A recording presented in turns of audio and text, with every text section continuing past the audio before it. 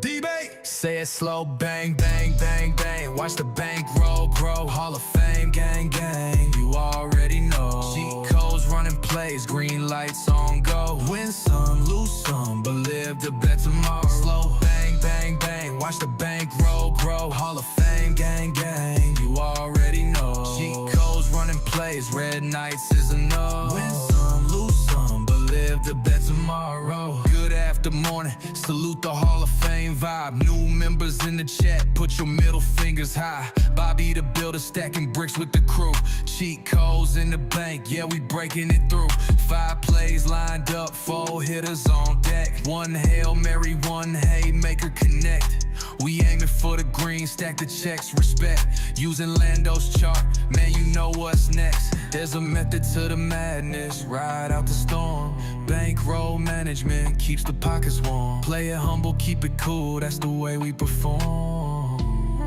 Say it slow, bang, bang, bang, bang. Watch the bank roll, grow. Hall of Fame, gang, gang. You already know. Cheat codes, running plays, green lights on go. Win some, lose some, but live to bet tomorrow. Slow, bang, bang, bang. Watch the bank roll, grow. Hall of Fame, gang, gang. You already know. Cheat codes, running plays, red nights is a no. Win some, lose some, but live to bet tomorrow. I post slips night and day, night shift or the dawn. If you ain't Lando or Ma, keep it calm. Drop your wins in the thread, keep the comments tight.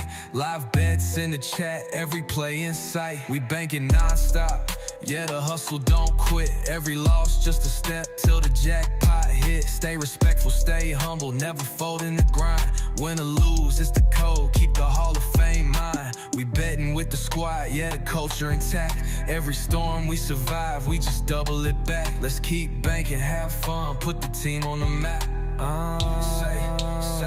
Say it slow, bang, bang, bang, bang. Watch the bank roll, grow. Hall of Fame, gang, gang. You already know. Cheat codes, running plays, green lights on go. Win some, lose some, but live to bet tomorrow. Slow, bang, bang, bang. Watch the bank roll, grow. Hall of Fame, gang, gang. You already know. Cheat codes, running plays, red nights is a no. Win some, lose some, but live to bet tomorrow.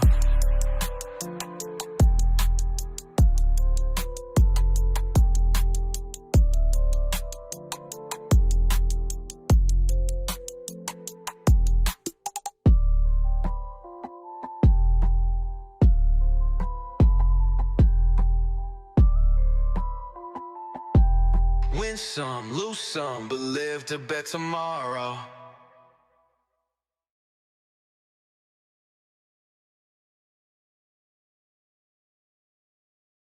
Before we get into today's picks, this video was made in partnership with Kalshi. If you follow sports like I do, you already have opinions about what's going to happen in games. Kalshi lets you trade on those predictions instead of using a traditional sports book. Kalshi is actually the largest legal prediction market in the United States, and it's available in all 50 states, so the people that ask me about California or Florida, y'all are covered. So here's how it works. Each prediction is a contract price between 1 cent and $1.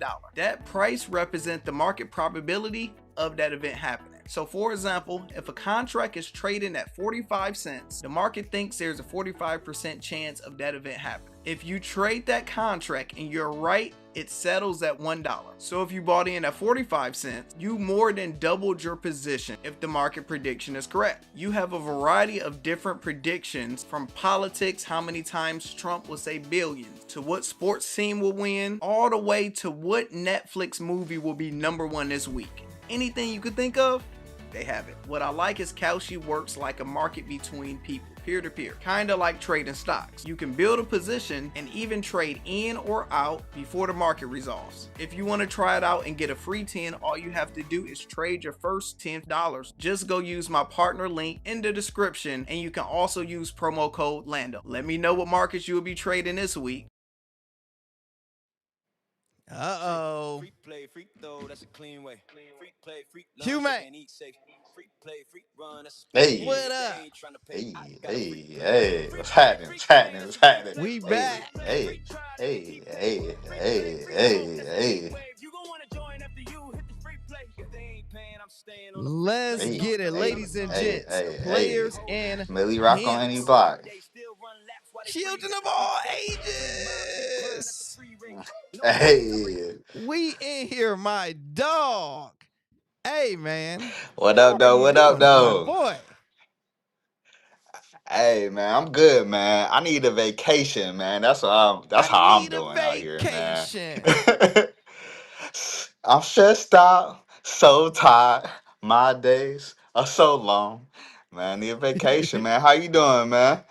Oh, man. It was tough because at y'all at 10:48, I text you. I'm like, I need a nap. And I went night night, and all I hear is my watch going, yeah, yeah, yeah. I'm like, I'm not gonna why I'm not gonna look at it. Yeah, yeah. I wake up to my alarm going, I feel Dog, the like I slept worst 2 thing, minutes. bro. It was a terrible idea, bro. The It was a chat, terrible yo. idea. It's a terrible idea. There's no such thing as a nap after 8 o'clock p.m. There's no such thing. Either that, you just going to sleep, bro. Just go to sleep. You know what I'm saying? But we got things to do. We got people to talk to. Speaking of people to talk to, bro, I seen the interview that you did with Brother Fub, man. You did a hell of a job, man. Did a hell of a job, man. So, You seen that thing? 140 to 180 of them things. Yeah, I seen them things, man. Chat, I knew Brother Ford since the 5th grade, right? And I'm going to use this time right now is if he on, that means I played football with the brother. He was my running back. That's my running back. You know what I'm saying? So played with him in high school. Like I said, knew him since elementary. So I know a lot of things about T4. And if he don't hit my cash app, I'm telling everything, maybe. I'm telling it all. Some for I'm telling 150,000. 150,000. I'm telling, man. You gonna write So a I ain't gonna tell say all this book? ain't no blackmail. I'll tell all on them, man. You say by the time you He get better finished be with him, they clutching gonna think he in the them Epstein pennies. files. Yeah, yeah, man. I'll spill it all, man. So just know, man. I'll text him, man. Tell him he did a good job answering the questions. At least I So think I said that. If I so you didn't, watching the then you did a good interview. job answering questions. You did have good questions. So you watching the interview. What was your thoughts of seeing somebody that you genuinely know make that much money off a sports bet? One, the biggest thing I learned, it's not even so much who it is the information. Um, like to have an old concierge, there's different levels to betting out here. You And say I you ain't thought I know was a you can big be better with my one a fan of the dollar too. VIP. Yeah. Yeah, I know that. I thought I was doing big things with my $1, $2 bets, but there's really people out here like really, really putting up real money. I thought only like boxers and well, not athletes, but boxers and celebrities and Athletes hell, definitely. athletes is the only people. And yeah, and athletes the only ones out here doing it. But Brother Ford is out here doing it like that, man. And all I could do is applaud him and put him on notice and make sure he sends some money your boy way, or I'm snitching on everything, man. It's so funny that so when he went to the game the other day, because they sent him to go, he gonna text me and Ray and was like, yo, any of y'all want a FanDuel hat? So I guess they gave him a bunch of FanDuel hats. I was like, hell no. I was like, and Ray like, I'll take one. He like, what, Lando? I'm like, bro, that's the op. When we lose, everybody say, oh my gosh, you know, you work for FanDuel. You work for FanDuel. If I showing up in this bitch with a FanDuel hat, that's nowhere you probably can't even purchase a FanDuel hat. They like, bro, you got to be employed to get one of these hats. I said, Man, no, to that's bet not a that good look for mother my brand, that baby. to bet that amount of money, man. Goodness, yo. I told him, man, like, hey, man, you inspired me, man. So I'm gonna change my dollar bets to $2 bets, man. I'm gonna double up on these ninjas, man. So shout You out say to Ford, you man. ready to cook the Shout out to books our now. interview. Yeah, yeah, I'm ready to cook them now, man. I'm about to be in the lab going extra hard, man, with my thinking cap on, and we're gonna get to it, man. We're gonna do it for the people, man. So, y'all, we have a Yo. lot of different subjects that we can cover. We are covering today. Since we haven't did it in a while, and the vibe's been amazing, what we're doing, I just pinned it to the top. We have Hugh Link. We are doing Hugh 50. We are doing Hugh Ooh, 50. HUE 50. I 5-0. just activated it, so that means y'all can get 50% off any membership, meaning the lifetime is 1,200. You only have to pay 600. You have the Ooh. annual, that is, I believe, 350. You only have to pay like 120, 175. You got the monthly all the way down to the weekly, that is $12. You only have to pay $6. So make sure you guys tap in with Hugh 50, baby. Hey, man, ain't y'all happy to see my face, man? Y'all getting discounts out here, man. Let's go. Last say, and LeBron played to WTF. I was with Lando. I thought it was going to be a closer game. We're definitely about to talk about that. All I got to say is Lakers not winning the damn thing. Getting smacked like that. Mm. I'm heated about the lay. Oh, yeah. So, like, you done lost some money. Josh, what's up? What's popping? Hope all is well. So, let's What's poppin'? first get started with this Lakers game. Hugh, we thought Yo. it was going to be a competitive game, bro. You got to think about it. This the game you got the Lakers 50-win team. They've been hot. They won 9 of their last 10 games. Only loss is to the Detroit Pistons. And Hey. then you had OKC Thunder had won 9 of their last 10 games. Both teams hot. They had OKC as a heavy favorite by 9 points. I thought Lakers were going to cover the spread. They got blown out 139 points to 96. So they lost by, what is that, 43? Is that 43 points, y'all? Dude, come on, do the math. Yeah, because 39, 100, so that's 39 plus 4, 43. Yep, that's 43 points. Yeah. Jeez. Brutal. Like, how you even do that? Now, LeBron James. played 26 minutes, had 13 points, 6 rebounds, 2 assists. Nobody did anything. Luka had 12 points. And word on the streets, Luka left the game with an injury.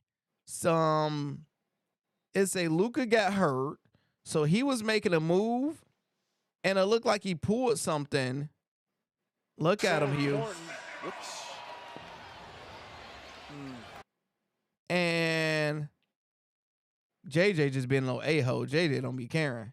And for him to have to sit down in the third quarter, he literally made a move, boom, and grabbed that hamstring. Oh, that's his hamstring. Jeez. So he was just out for a good while because of that hamstring. And it looks like he just re-pulled that hamstring, and that thing be like 4 weeks. So that would impact playoff time. Going into this game, Hugh, Luka had dropped 40 points in like 5 of the last 6 games he been on fire. How you think this is going to impact their playoffs if he got to be out for a little bit? He might be out first series with that type of deal. It's crazy because it's like you got hammy problems, but he don't do athletic He don't things do hammy like things. that. He don't do Yeah, hammy it's things.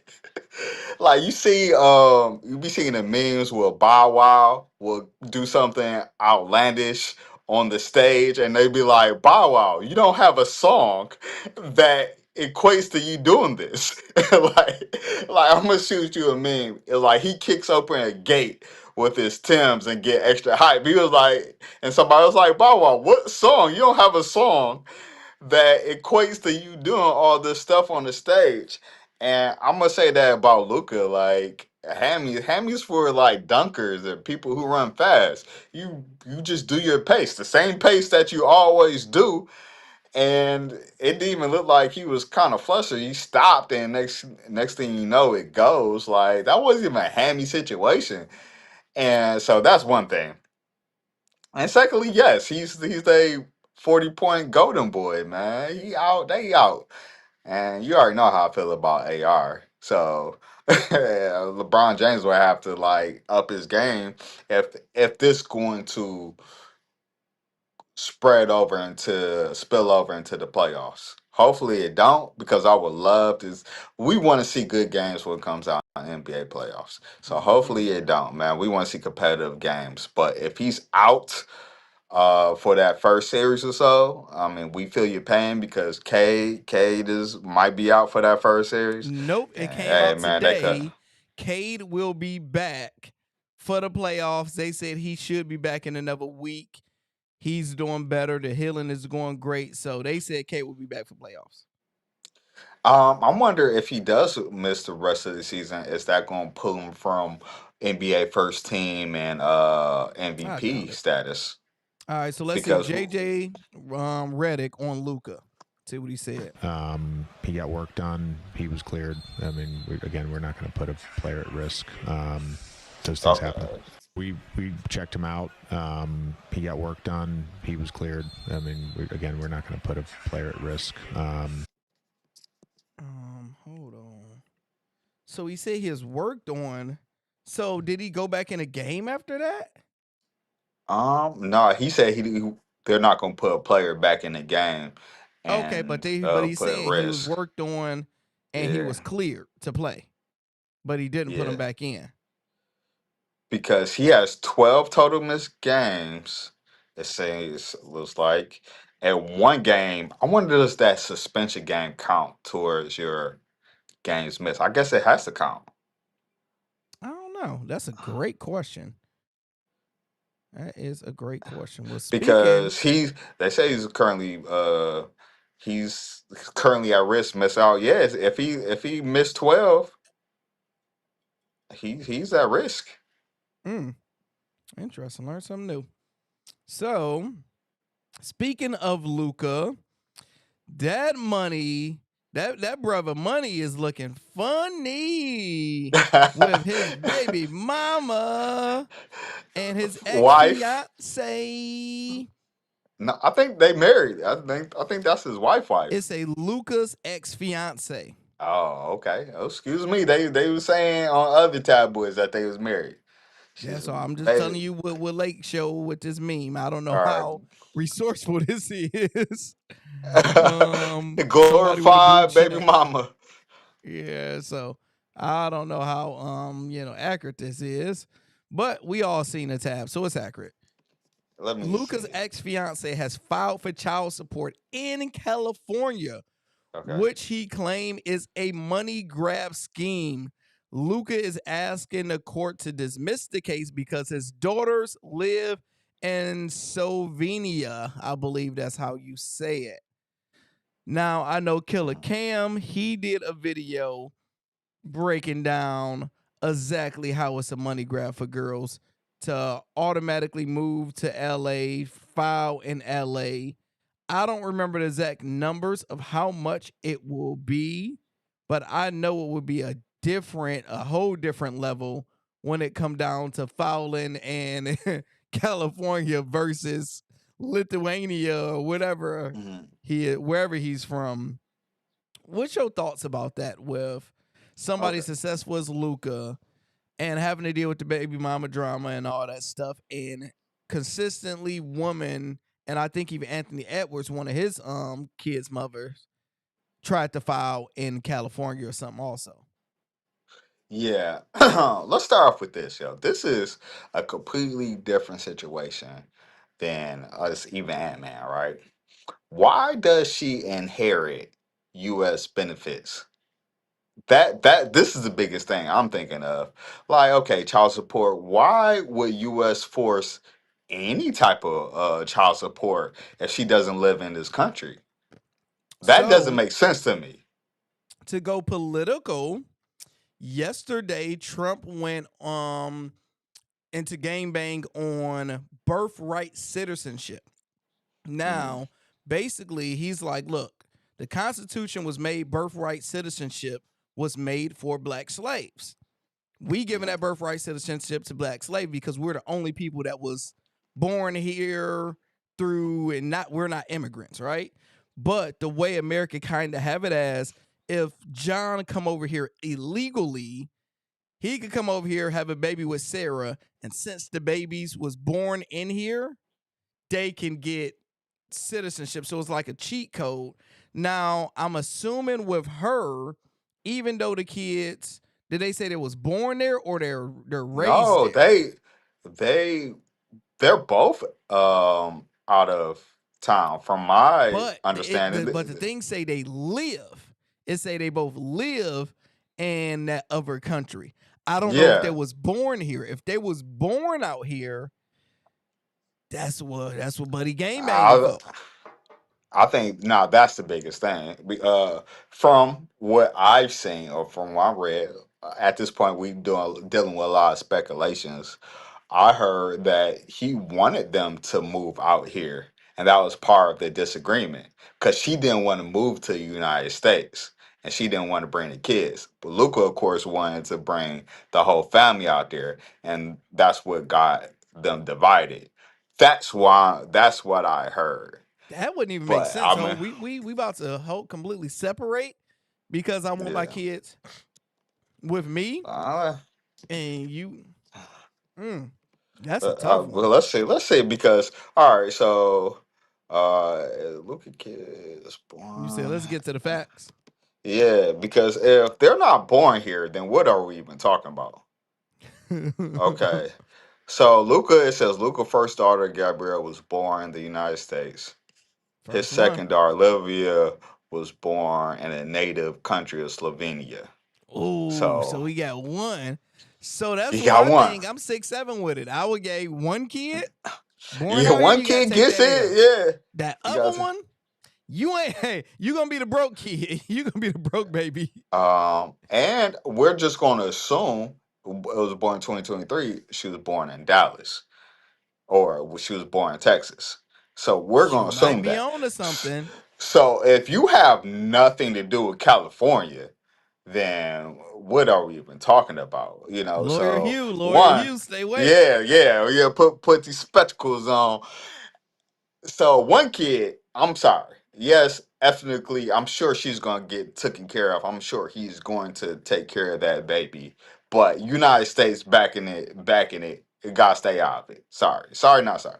But the first kid, then we 6'7", it come with citizenship. You gotta break it off. You gotta break her off or what. And if she's not a U.S. citizen, then really you just gotta break off for that one kid.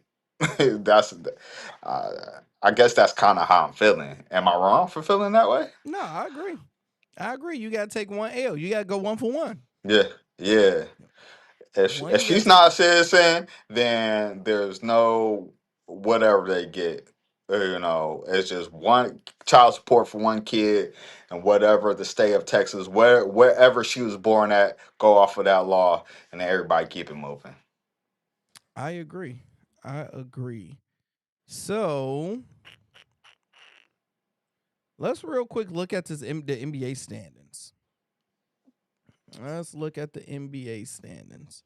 We have Detroit basketball. We got the Pistons at 56-21. We are number one team on the whole Eastern Conference, and we are ahead by 4.5 games against the Hold Boston on, Celtics. Third, we stay have the New York strong. Knicks. Fourth, you have the Cavaliers. Fifth, you have the Hawks. Six, you have the 76ers. Seven, the Raptors. Eight is the Hornets. I don't really still understand how the play-in game situation go. So I'm just going to use my Nobody mind understands. of the first 8 teams. Unless you know how the Nobody play-in. understands it, but it gets the people going. It's provocative. It's dumb, bro. Just making the first 8 teams. Like this play-in. Nobody understand the play-in, and it's been here for like I 4 mean, years. also from my understanding, right? It's the last two teams What playing positions? for The last two teams such as 7 and 8. you know, I believe I believe 7 and 8 playing for. Yeah, okay, I don't understand it. All right, you Nobody got me there, brother. understand, bro. Or is it 9 or 10 playing for 8? Is it 9 and 10 playing for 8? Nobody You know, knows. Nobody knows. You It's know. literally, it's weird. Then it's like you got to play one game you make it, one game you lose, you got to play another game. Just Yeah. the top 8 teams, bro. Like, come on, And that's just doing too call it. much. Now, what's your thoughts? So let's just go old school. Old school. If the Pistons number 1, we would have to play the Hornets, and the Hornets been hot. You think Pistons better beat the Hornets if K come back? Yes. Yeah, We they're could too probably young. beat one without. We might be able to beat one without K. I'm so proud of the Detroit Pistons for staying strong. They really been balling. They really been staying strong of keeping us up there. We did not fall off a cliff, thankfully, so far. So I'm very proud of what they're doing. Can we beat them? It's so important that we do keep this number 1 spot so we don't get into these murky waters. We need the least path of least resistance on that first round. And yes, I do think they can beat them. Detroit, first everybody. Yeah, you're right. A few weeks ago when K got injured, you was like, look, all I ask is for these players, the backups, is to just keep us, just hold it down till you get back, just keep us at the top spot. And literally everything you asked, they did, and they did better Yeah. than we all would have expected. I think since K been gone, I feel like we only lost like one game. We've been very competitive. We Yeah. randomly took OKC to overtime, and Right. without Cade and Durham wasn't playing that game. Makes no sense. It don't. So, Oh, okay. So we're gonna put a pause. All right. So it's using a 3-game system. This is the play-in tournament rules. Using a 3-game system format, the 7th and 8th seed have 2 chances to win 1 game, while the 9th and 10th seed must win 2 consecutive games to advance. So I guess but it's dumb because if that, I'm already in 7th and yeah. 8th, why'd y'all messing Right, with why you me? gotta do that? Yeah, why ninth I'm and 10th have already a number 7, chance? number 8. Yeah, that doesn't make sense. It doesn't make sense. Literally, man, I can they see just had a money if grab, bro. They just 2 more games, 2 more free games to make money. the 9th and 10th and the 11th and 12th is Me too. playing for that last one or the 8th. But that Do you still is think like they if you're should? number 8, you're still gonna be saying the same thing. Do you think they should change the NBA playoff format, such as just the best 16 teams, the best 20 teams? If you was a Ooh. commissioner, would you keep it exactly how it is? Would you change it back? What would you do as commissioner for the NBA? Ooh. Um, And I'm no, putting you I on would the keep it the spot. same. I'm putting you on the I spot, would but keep. Yeah, I would keep it the same for the simple fact that it kind of brings the allure.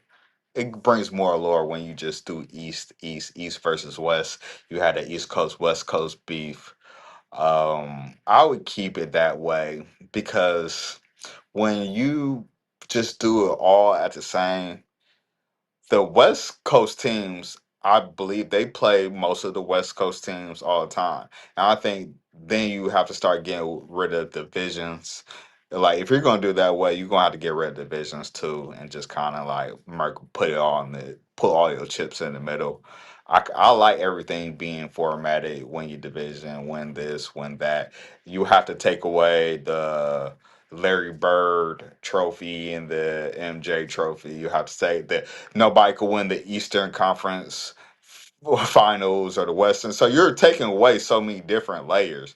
West Coast, so it's just you're taking away a lot just to have everything aligned up like that. I think it's too big of a price to pay. What do you think? my thing is I would change it back to the old way because nobody understand the new way and we just like it's simple. Uh-huh. First 8, the top 8 teams, I will rock with that. Now, the problem is you got the first 8 teams. Now, I wouldn't go the way that you agreed also of doing a top 16. The reason being when we do fantasy football, when we do anything, it's like it's not fair, but it's life. It's an example to let everybody know life is not fair. Because in fantasy leagues, you always have like the good side, and you hate Yeah. playing. We stuck playing jock, and you're playing all the top one. Then the other league is usually sad, and you're like, man, if I was on that side, I would have made the playoffs. That's how it always been historically with the NBA. The West teams are better than the East teams, such as just as a Yeah, which group is of wild. like consistently as a group. That's just what it is. And unfortunately, life ain't fair. Yeah. Hey, it is what it is. Now, my thing is, only thing I can think I would change is the first round. The first round, instead of it being the first one to win 4 games, I would change it to the first one to win 3 games. Because the first round, you going 1 against 8 is basically pointless and irrelevant, because 99% times out of It 10, happened before. 1 is going to beat the 8, and they're going to usually sweep them or come close to it. It's a waste of everybody's time. You get an upset like once every like 10 years, bro. The last time, So, but you say it's a all right, chance. tell me the last time a 1 beat the 8th in your mind, and you're gonna have the same memory I have. Dallas Lakers. I got Golden State Warriors versus Mavs. Remember That might be it. That might be it. Yeah, with Is Baron it? Davis. I think it was Baron But Davis on the team. then Dallas beat upset the Lakers. Probably they wouldn't But no, know. I think you're right. I think that was the one I was thinking of. Yeah, it was Dallas and Golden State. You're right. Yeah, that was a We Believe team. So that's all we got. Nobody don't it don't happen. So I say give them 1 less game. So that's the only thing I would change. Then we would go and move it to 4 games, because that's a lot of games of just wasting people's time with a bum team playing a good Yeah, team. wasting people time, but it's still just money. Who's gonna give up that money? NBA ain't gonna give up that money. The What's your thoughts players of them is saying they're debating on doing 10 less games instead of 82 to 72, because all of these players is just too many back-to-backs, and my back hurt, and we yeah. got to travel too much.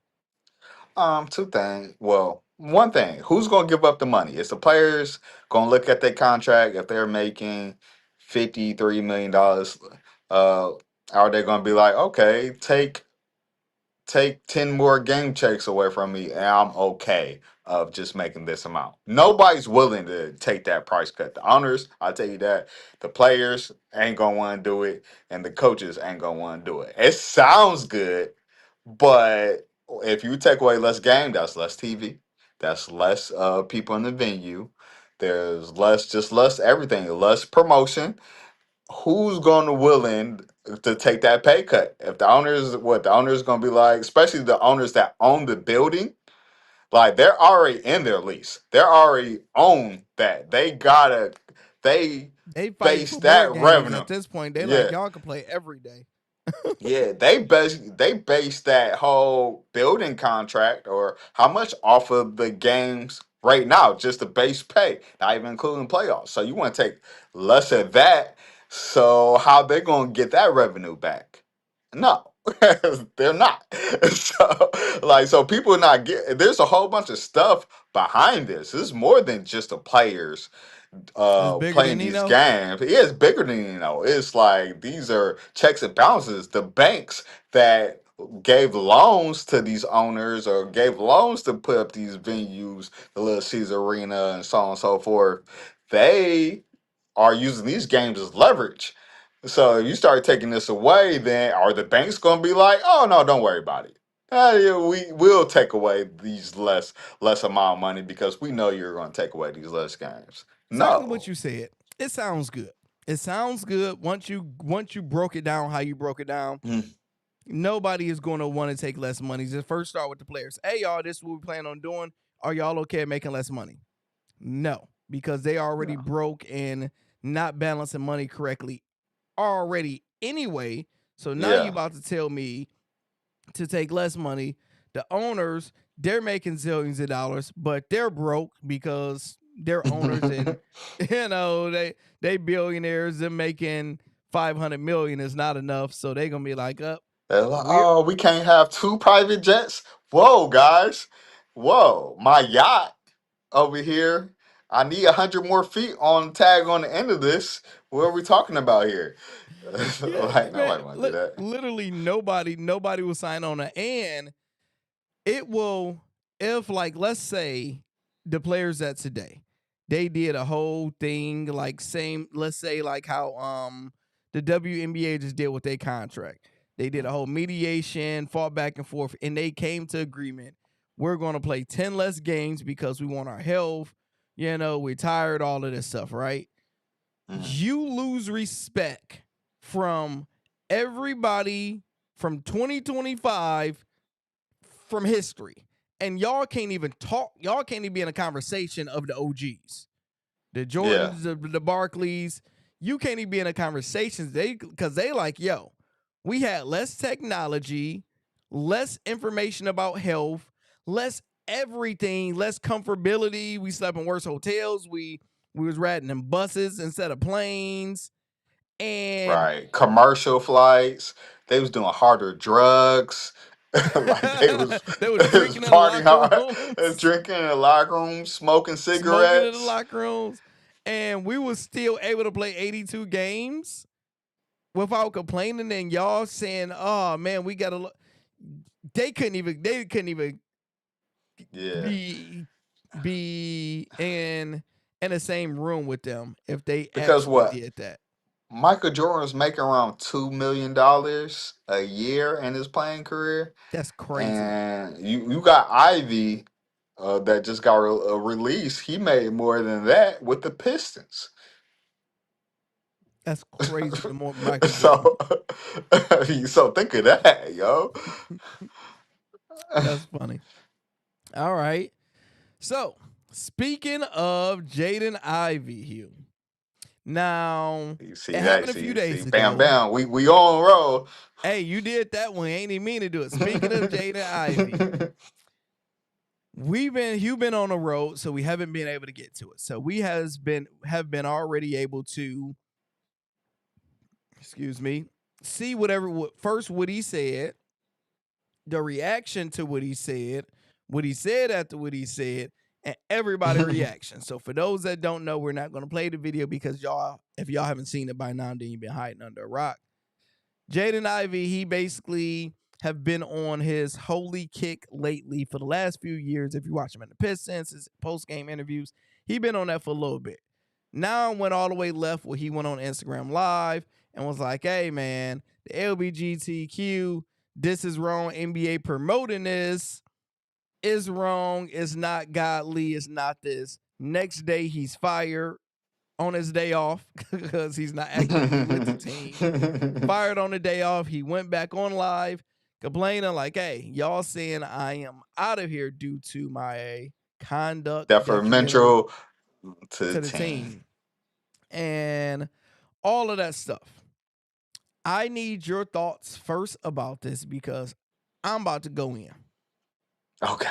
All right. Before you go in, oh, I hate to say this, right? A racist lady once said, "Shut up and dribble." A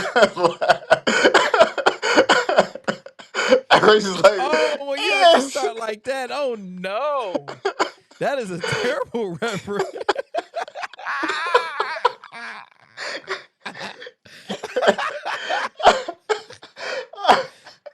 All right. Go ahead, So hear King. me out. Yeah. As I'll bring this in full circle before y'all kill me for that, man. Oh, they gonna kill you in the It comments for that one. it doesn't apply to a lot of people, right? To most, let's say most of the NBA, but to some people, really should just be quiet, just shut up and dribble, because you gotta check the source. It's not only the message; it's the source, right? Say me and you, we go left and we talking about billionaire stuff, which it sounds cool, but me and you aren't billionaires. It might not be so much of what we're saying, is who's saying it. Like I don't know if Ivy woke up one day and just be like, I could change these people's mind when it comes down to this religion stuff. Like I will. Do you know what? I'm gonna say this, and this is gonna be impactful to not only the NBA. NBA, they're gonna change this. They're gonna change what they doing with the LG community. I'm sorry What's the rest because of the you letters, know. Hugh? Hey, look, I don't want to disrespect my LGs. I just call them LGs because anytime you mess with the LGs, they get gangsta on you. You know, you ain't gonna survive it. You don't My even know the rest LG of the letters. community. Yeah. Hold on. Yep. B. Who, bro? Q. RS? T. Huh? What? There's an R and an S in there? No, I'm just the way you saying it, Oh, okay. man. Jeez. All right. All right. All right. So. LBGTQ. Bam, my G's out there, it's a community. No disrespect. No disrespect. Like, okay. And for Chef Curry, which is just sleeping in his bed, just get a random shot. Probably the most funny. Like, the brother would just could have been practicing sleep, whatever, just getting random shots of him not being a full Christian. It's just, bro. It's not so. Not only the message, like it's who it's coming from, and what do I say to you, or we say to everybody? You gotta keep two things in check when you're working for somebody and you're out here getting this money under people: politics and religion. And you messing with people's, hey, when you start talking religion and you're making all this money, you're working for the NBA, and it's not like you're the best player in the NBA, so it's going to be hard for you to retract or people to rock with you any bit. It's just who it is, what you're saying, and where you're saying. Nobody want to hear it, man. I get it. It might have been heavy on your heart, but make your money, bro. Stick with your community, make your money, and just push through because what we doing out here, man? I'm coming from two different angles. First, with the hatred in my heart, and second, with the love. We're going to start with the hatred in my heart. I absolutely abhor ninjas like him, bro. I really hate ninjas like him. The reason being, I hate fake Bible thumpers. Like, you're going through a phase of being holy, and now I'm so holy, I'm better than you now, Hugh. Yeah. I'm reading the Bible every day. I'm better than you. Steph Curry, you're a fake Christian. Jaden Ivey, you Yeah. already admitted to knocking your woman upside her head. You already admitted to being addicted to porn. You got flaws in your chinks in your armor, bro. I bet you Steph Curry probably ain't knocked his wife upside her. Like, come on, bro. The first throwing the shot at Steph Curry, I don't know why. This man just be minding his own black business and just shooting threes. That's all he just do. That's it. That's all he doing. That's it. I ain't never seen the closest to most perfect human being. He don't bother nobody. He sit at home. He go to work. He shoot threes. Then he hear his wife talking about, I wish I never married him. I ain't mean to marry. So he got to take shots about that. So then next, he go shoot some more threes. Then he hear, hey, you hear about your mom? Your mom, she left your dad for his friend. Man. Who? What friend did she leave him for? What? Like his old teammate. Oh, the father's teammate Yeah. or Chef's teammate? No, his father teammate. How about? Okay, She how about the left his goodness? daddy for the daddy teammate. Dang. Yeah, one of his friends. So Yeah, we have to throw him. We have to throw him, bro. Steph had to deal with that. Then you just chilling. You're not even playing NBA. You're rehabbing. And you at home and you see Jaden Ivey talking about you a fake Christian. Like, bro, Leave me alone. So I first hate fake Christians because my thing is, Hugh, I give him a little bit of grace. He's 24 years old. Anybody who lived, I'm 1 year away from 40. I have almost lived 40 years on this earth. You go through phases in life. I have went through my Christian holy phase all the way through, gave up sex, gave up everything, listening to Fred Hammond, only Christian music every day. I've been through the phases, so I get it. People go through their religious phase, different parts in their life. So I get it, right? He's going through that. The kicker nobody telling him is he's becoming an extremist of it. So you're not just being holy, you're being an extremist, and now it get uncomfortable because first thing is young followers, young people that's watching this.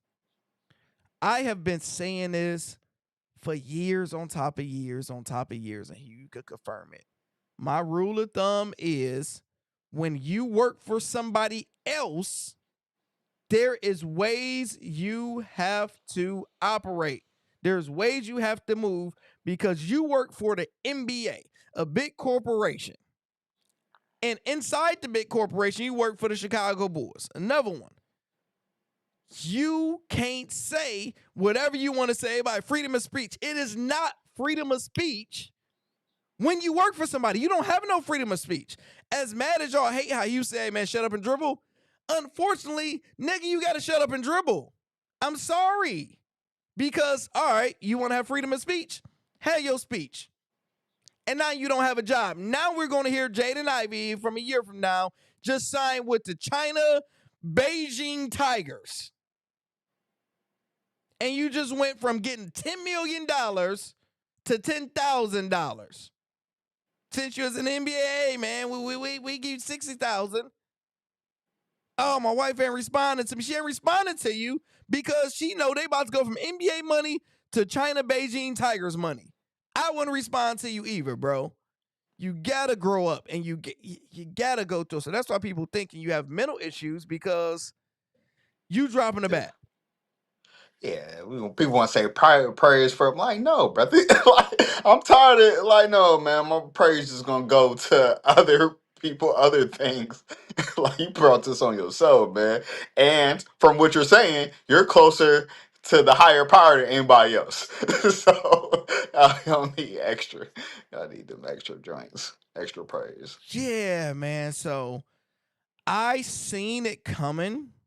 Because I'm very in tune. You know, I do a lot of research. I do a lot of reading.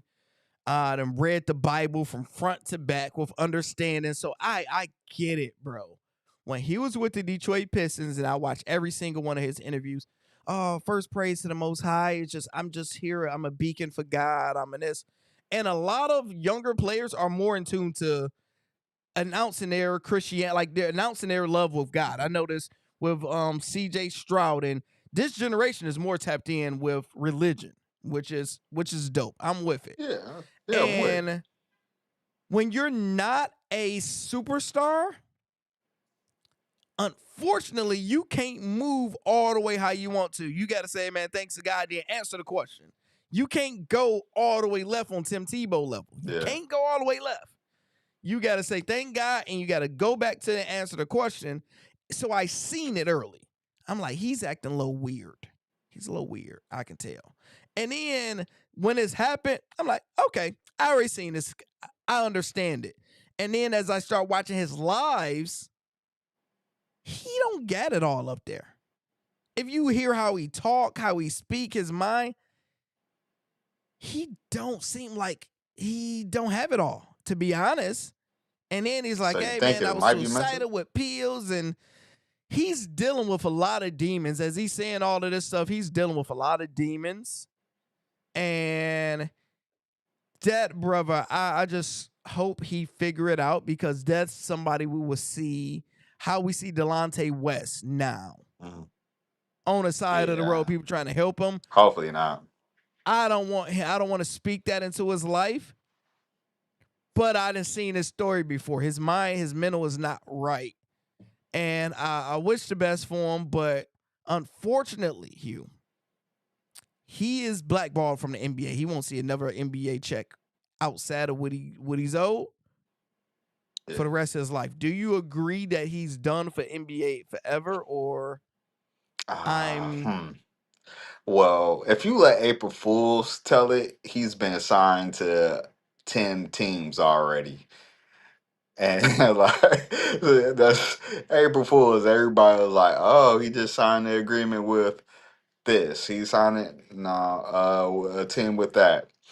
Besides being an April Fools team, mm, I'm just gonna I tell you, don't Hugh, see it. I don't see it, man. I don't see it. your liability and your skills is not good enough Yeah, to. You wasn't good enough to make the Pistons. We got rid of you because you got injured. You was good before you got injured. Got injured, came back, couldn't ever figure it out. no, You got to Chicago, you got injured, wasn't able to figure it out. So your skills is not good enough, and now your liability, because now they yeah, see you can't be tamed, you can't be controlled. You're gonna speak your mind. You're messing up my bottom dollar. My bottom dollar is same as Jordan. Republicans bash Jordan too. yeah. Gay people watch NBA too. So we don't And need. you don't know what's the status of these owners and these players represent them. You don't know. They could be part of the community. So you could be actually attacking the people that actually That pays you. pay you. Yeah.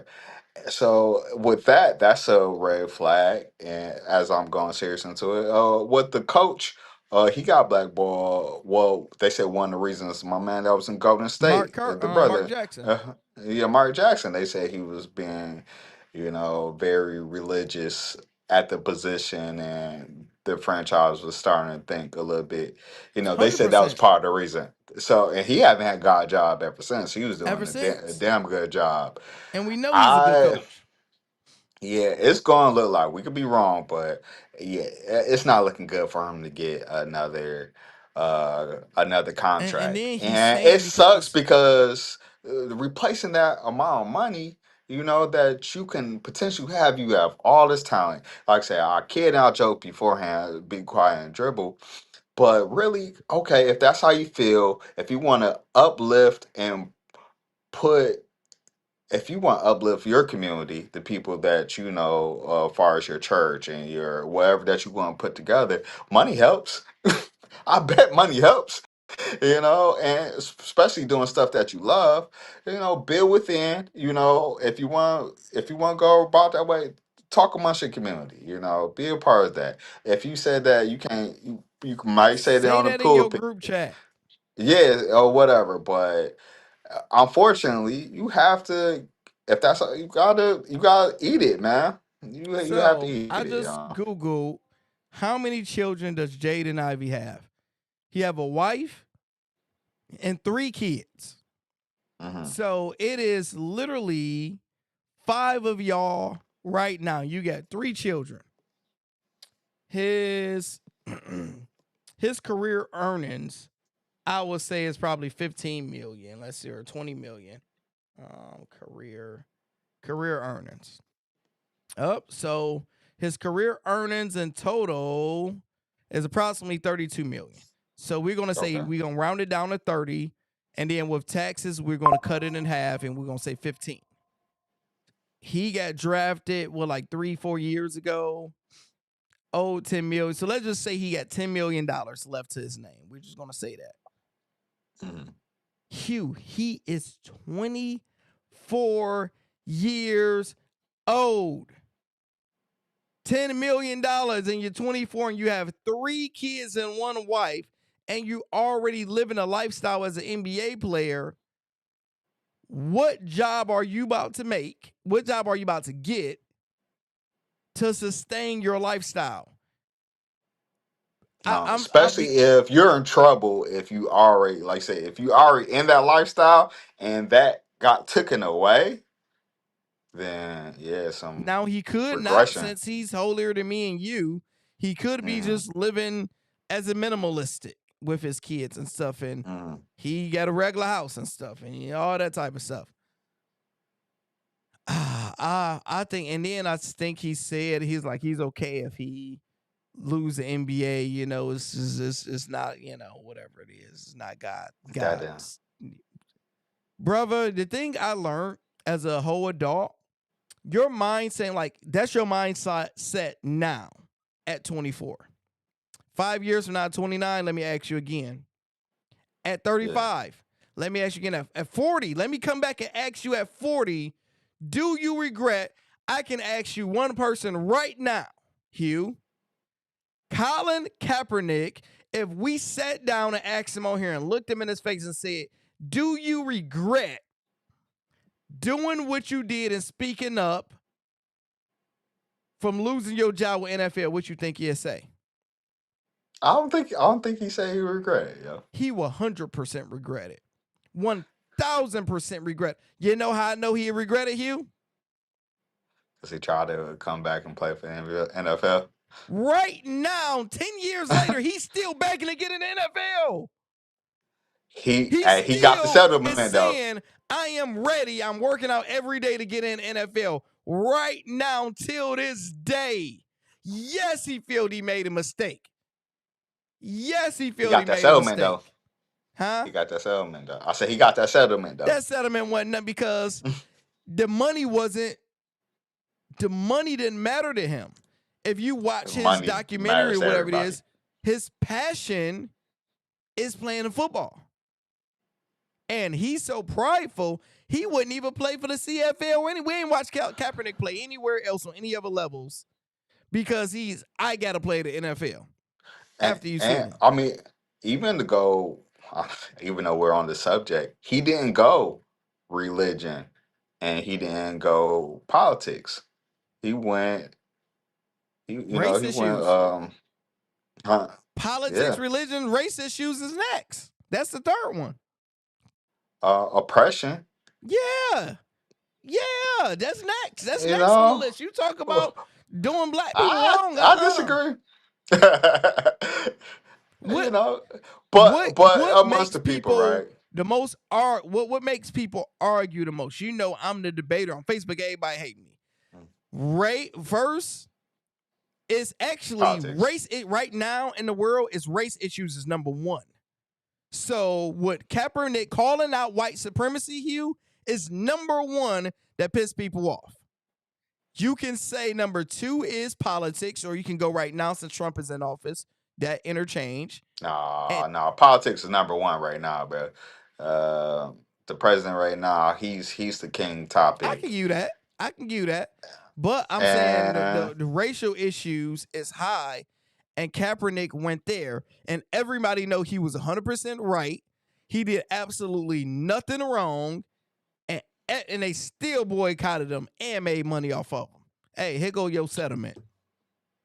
And religion, I feel like we had a discussion beforehand. People besides Ivy cleared the religion thing. We're having a more understanding with each other. Like Muslims and Christians ain't really gang banging like that. It's like people, could be more amongst each other, Jehovah's Witnesses and stuff like that. I feel, I'm not sure how much of a friction was back then, but I feel like that kind of calmed down. But people understand you don't really deep dive into it. And Hugh, if I'm being honest, Ivy is probably going to get a settlement too in the future, because if they blackball him, number one, his team fired him, and of my knowledge, he wasn't detrimental to the team. He like, yo, I ain't saying nothing bad to the team now. You talk about the LGs, but that's going against the shield. I think legally in court, they supposed to suspended him or whatever it is. But for him to get, let's just say him to get fired and to never get in the NBA again, he can prove, hey, y'all literally exiled me because of me speaking my mind on my own platform. Attorney better eat that up, and he'll be able to get a settlement too if he never played again. But they didn't short him on his contract. They pay out the rest of his money. NBA, one thing it's all guaranteed. So it's not like they fired him, but they cut his money off at the time. They let him go and then pay him the rest of that money. So his full contract got paid out. He say So you can do wrongful. What is it called? Wrongfully termination, but they paid you. yeah, they paid you. So you can't go. You can't sue for that back contract. You got paid for it now. Now, if you far as going for it and getting You a can say job, futures. the I'd be like, man, I would have made yeah, $150,000. the detrimental, and then they can go into his injury, so it can be a back and forth. You're gonna have to have long money to do it. And you can go back and forth, and like I said, detrimental. You went against the LGs, and like I said, they NBA can say, "Oh, this is part of my community," and you already expressed how you felt about him, so that could be a conflict of interest. I think the NBA can eat him up for it. Next up, Mhm. Hugh. We got Mr. Tiger Woods, known as Tiger Tiger, Tiger, Woods, Tiger Woods, y'all. because he was in the city. Mhm. They got him on TMZ. They got body cam footage. If you've been hiding under a rock, which I think the whole world know because it was a whole ESPN notification that came out. You know how important you have to be, Hugh, for this is gonna be a meme. Look at him. Look at my Oh, for dog. My sure. dog got into Oh an my accident, goodness, flipped the car. He down on one knee, taking a knee with the glasses on. He is hammered. He is bro. hammered. Look at oh, I love AI. You got the car flipped sideways. I will go first on this one. My thoughts of Mr. Tiger Hoods doing the hood rat things. I'm going to be very serious. Tiger obviously have a problem. And he's keep playing with death. He's keep playing with death. And they go, the death gods, they think is helping to his favor. They're like, hey, God, like, look, man, I got your back. I don't know a person this many times who consistently get into accidents and flip cars. So he don't get in a regular just hit accident. He get in accidents and flip cars over, and he's still alive. You haven't learned your lesson. So at this point, I would not be mad if 2 months ago, hey, Tiger Woods is no longer here with us of accident. You Goodness. keep on playing with death, bro. You keep on playing and you're not learning. And the obvious thing what we all say is, Tiger, you made $1 zillion, you're a billionaire. Hire Lando to drive you around wherever it is. Hire Hugh to drive. We done drove I'll all do it. around the world professionally. You can hire us, pay us 6 figures, cover our expenses, our insurance, and place to live, and I would drive you wherever you need to go. You wouldn't even have to touch a steering wheel. But what I'm hearing is he said he don't want to do that because he don't want everybody all in his business. Meaning you are doing some slum nasty things, which is completely okay with me, Tiger. Whatever your business is with your business. You don't even got to worry about no NDA. Whatever your business is your business. Hey, you my mans? I ain't seen that. Hey, I ain't seen that. I'll give him the text for you if you need to. I have them lined up for you. Yo, Tiger would Yeah, be there in 15. I would not, Tiger. If Tiger was dealing with one of us, Hugh, Tiger wouldn't even have to text another woman. oh Go, no. you want to talk to me? Go to Huey. Go talk to you. Talk to Huey. They wouldn't even be able to talk to me, Hugh. They are talking to you. You like, hey man, they're gonna be texting you. Hey, I want to see Lando. You be like, Lando, you available? Man, I ain't available to this date. You be like, all right, Lando will be here. Where we meeting at? It's this hotel. All right, well, I get you a key. Give me your phone. It would be, everything would be locked down where Tiger would be like, yo, I need to pay you about $10 million a year. How valuable Man. you are. There's people like that. That's why I think what Tiger failed with him taking itself outside of the black community, he don't have real hood friends that know how to finesse. 99% of his friends is probably white, and a lot of them is probably jealous of him because he's Tiger Woods, and One of them Tiger could be Michael only Jordan. sleep with white women. So you say besides Jordan? Yeah, Jordan probably his friend. Jordan don't mess with that ninja. He just mess with him off his name. Hey, I'll send the So Grand Rising text if you need to. But hey, Grand Rising. you do a chat GPT text, same thing, yeah. Hey, Grand Rising. Hey. So what's your thoughts of Tiger Woods doing wild things? You're not wrong. A wise poet once said, aka Tupac, said, I see death around the corner.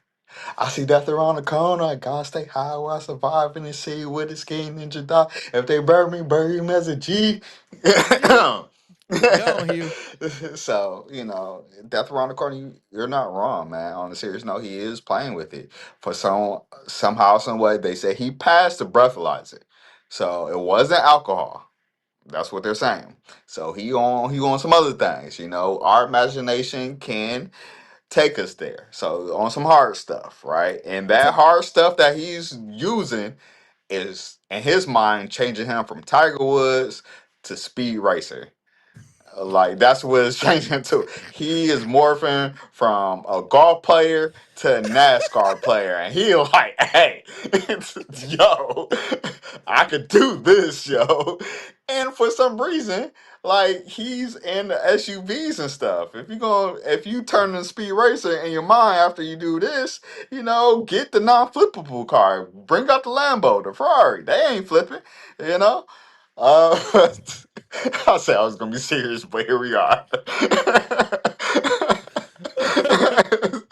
So, unfortunately, in terms of the Speed Racer, man, and like I said, he don't want people to know what he's doing, how he's moving. But like you said, man, get one of them, dude, solid dude.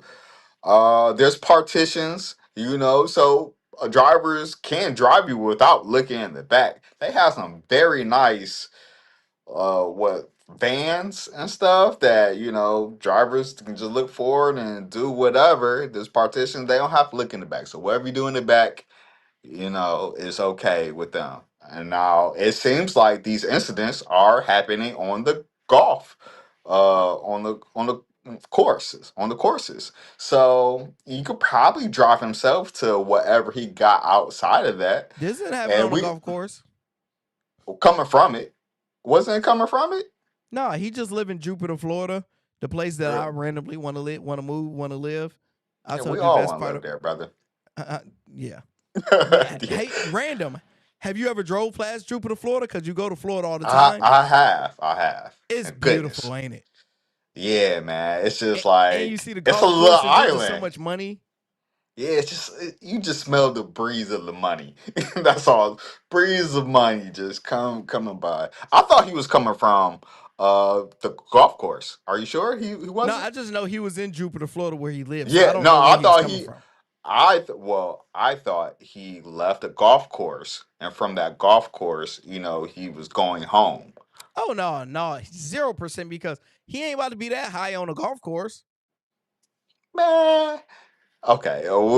What people be doing out there in the golf courses? Are you sure?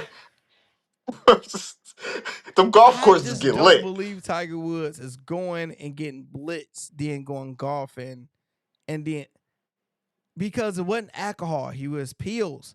Tiger Woods give me Michael Jackson energy, where he's addicted to pain pills, because you got to think his back and he's hurting probably all the time, doing his messed up back and stuff.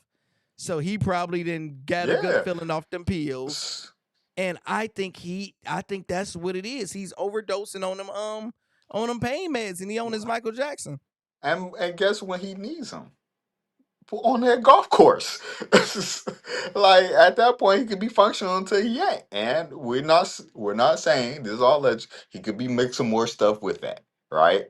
some uppers to have a good time while he out there swinging the golf course and swinging that thing. I think he using them when he about to get nasty. I Okay, think so, I so personally I I think he was on his way to get some cootie. I think I they think he said was it. on his way to I get some think cootie, they bro. said it. You ain't driving like Speed Racer. I think they said it. So we can put We gotta a verify dollar it, on it right now. man. I think he Tiger said was he on was his way coming to from get the some golf cootie, course. bro. You ain't I flipping think, cars. yeah, you coming, man. You getting turned up off that golf course. Anyways, I say that to say Somebody this. call Tiger and ask him. Yeah, I say that to say this, man. It's a dangerous game, man. He's a habitual line stepper, right? So he's probably not going to have his license for a very, very, very, very long time. Who knows? He's He's taking. rich, but yeah, he's rich, so he's going to have the rich, them lawyers and stuff. But he's probably not going to have his license. We're just going to say that, and he needs help. And that's all I got. He needs help, and is he gonna get it? Maybe, maybe not. But you're right, though. He's playing on that fine line. It's very dangerous. Yeah, so unfortunately, if he passed, I wouldn't even be sad because at this point, when you are driving that That's a high and dark putting tape. everybody, yeah, because bro, would you would have been mad? Like, all right, for example, he flipped a car. How easy he could have killed somebody else That's true. who was doing absolutely nothing wrong. You driving through Jupiter, Florida, man, in your own business, and Tiger come flip your car because he off some painkills, and now you dead. So, once you on that. No, bro, I ain't giving no sympathy for you because the good Lord then spared you like 8 times. Now you like, all right, let's see if I get 9 lives. No, so the next part is Tiger just came out and said, all right, he did the regular PR. I'm taking time off and going to rehab and working on myself. What's your thoughts on that? Ah, we could have wrote that. Chat GBT could have wrote that one. He gonna be there for the tour. I know people was talking about I the know. I think he PGA said he tour. canceled the tour or something. Yeah, one of them. You know how many tours it is. How many different alleys there is. He probably might cancel this first one that's coming up, but Masters coming around, he'll be ready. Until he'll be ready to go. Yeah. Man. So next, speaking of people who need help, Hugh. Speaking of rehab, we got Puka Nakua. Oh man, Vampire Puka. It came out a few weeks ago, close some month ago, that he was biting on these women, biting on these ladies, and it was crazy because this most recent one, new video footage, December, night of Puka Biden incident, shows his accuser twerking near his face as he's passed out on the seat. This happened after he bit her in the back, per TMZ. So we're not gonna play the music, but you see she playing Sound like you playing the music. some sexy red. Get it sexy. Get it sexy. The booty cheek. Booty me. Put it all up on his face. And I guess he woke up like Vampire in Brooklyn. And there's been a lot of instances of him doing the Nazi she's doing a terrible sign. job too. Huh? She's doing a terrible job too. Yeah.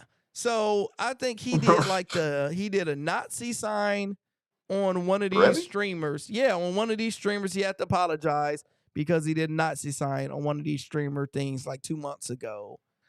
This night was out drunk, out of his mind, going crazy in the street. So this Puka in the middle of the street.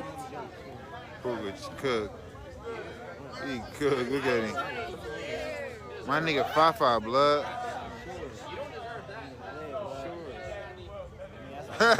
It's back on you, Hugh. What's your thoughts of Puka Nakua checking himself into rehab or whatever it is, saying he need to get some help because he's been out here wilding? Hey man, ain't nothing wrong with that. You know, this is the surface. We're scratching the surface on this whole Puka thing. So yeah, if that's what you need, then take the proper steps to do that. So check yourself in rehab. As long as it's not a PR situation. Hopefully he takes the rehab serious, right? Hopefully it's not. I'm gonna check.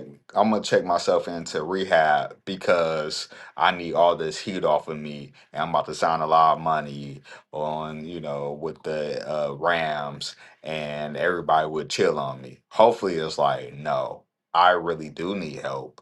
I'm gonna check myself in, and I'm gonna actually gonna take this seriously and get the proper help that I need and deserve. Hopefully, it's that. Yeah, no, 6-7. Is it? Probably not.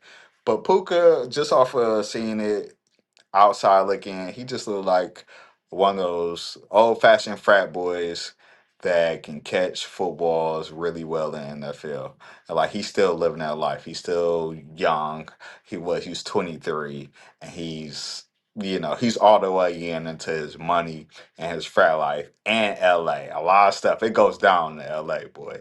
So it's a lot of things that they do, a lot of special stuff they do in LA, and he looks like he's all for all of it.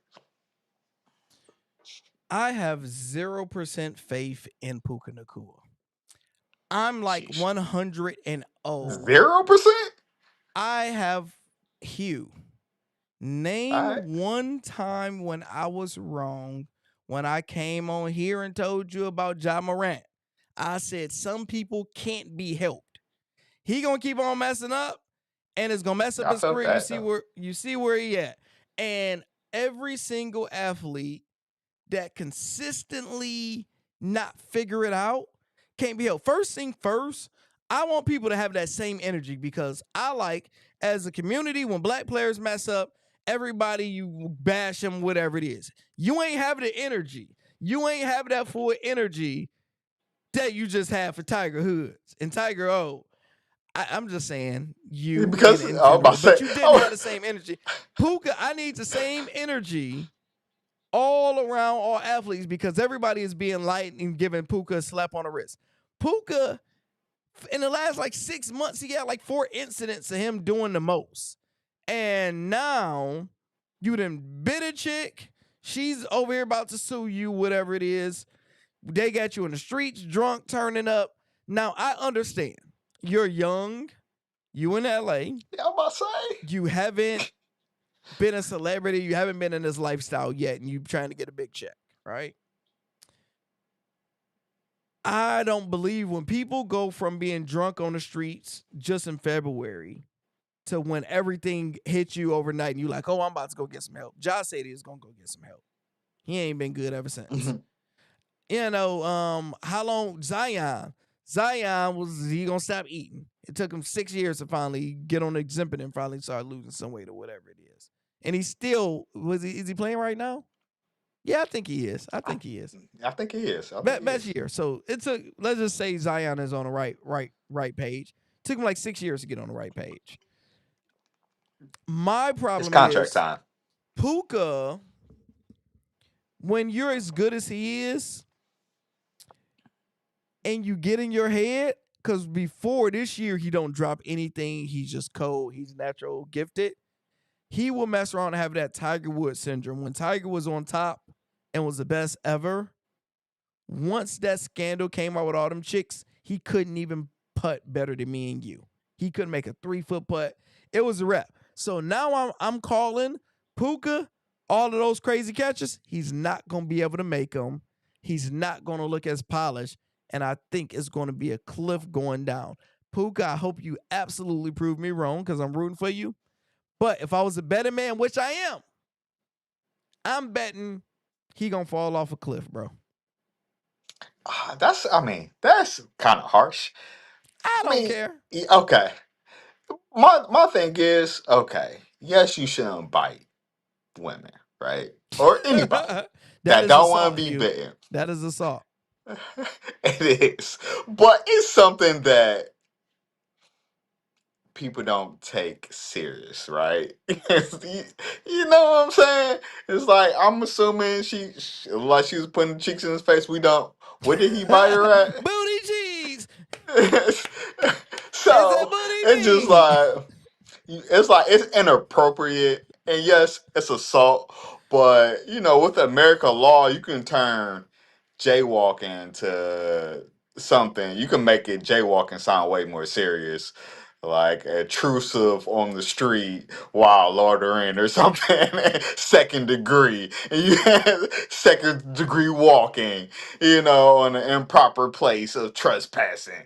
Like goodness, when you just walked across the street. Um, but it's like these small antics, you can't charge a lot of it to him being young with money, and they're not. Yeah, he's getting sued, but they sue for everything nowadays. He could sneeze on the girl; she would still sue him because that could be assault, right? He assaulted me with the sneezing, and these things are extreme. That's what I'm basically trying to say. They're not extreme. He was drunk. As long as somebody was driving the car, right? It don't matter. He wasn't driving. Right, he wasn't driving. I don't care. I don't care if he went to a club. It's off season. Got drunk. He can get drunk as he want to get drunk. As long as somebody drove him back to the crib, okay, that doesn't matter to me. Yes, the biting thing, don't do it. Shame on you. And Nazi But he thing. did. You gotta look that up. I have to see with the context. I don't know the context. You shouldn't do it. Period. Do the But Hitler sign, Hugh. I no, absolutely not. All right, he did the Hitler. But could have been walking Schindler's List or something, and he could have just been like, they did this on the movie, So I have to see the context because you gotta be talking something extreme if you're gonna do it. But ultimately, what I'm trying to say is this is not serious. He didn't give her a high uke and uppercut and knocked her across the thing. So these things are what I'm saying are not too extreme, and they're simple fixes. Nick said accountability has left the room. Stop it and go to your room now, Hugh. Dang. I'm not giving these people accountabilities. Ask Patman Jones more money. Let's see. Rehab PR, stop it. So yeah, nobody he ain't agreeing with you, Hugh. He ain't agreeing with you.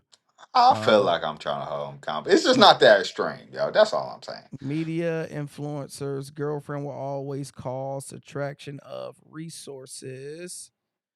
He say, stop it, Tiger. Tiger has designer rugs made. We got Bobby Hall of Fame game.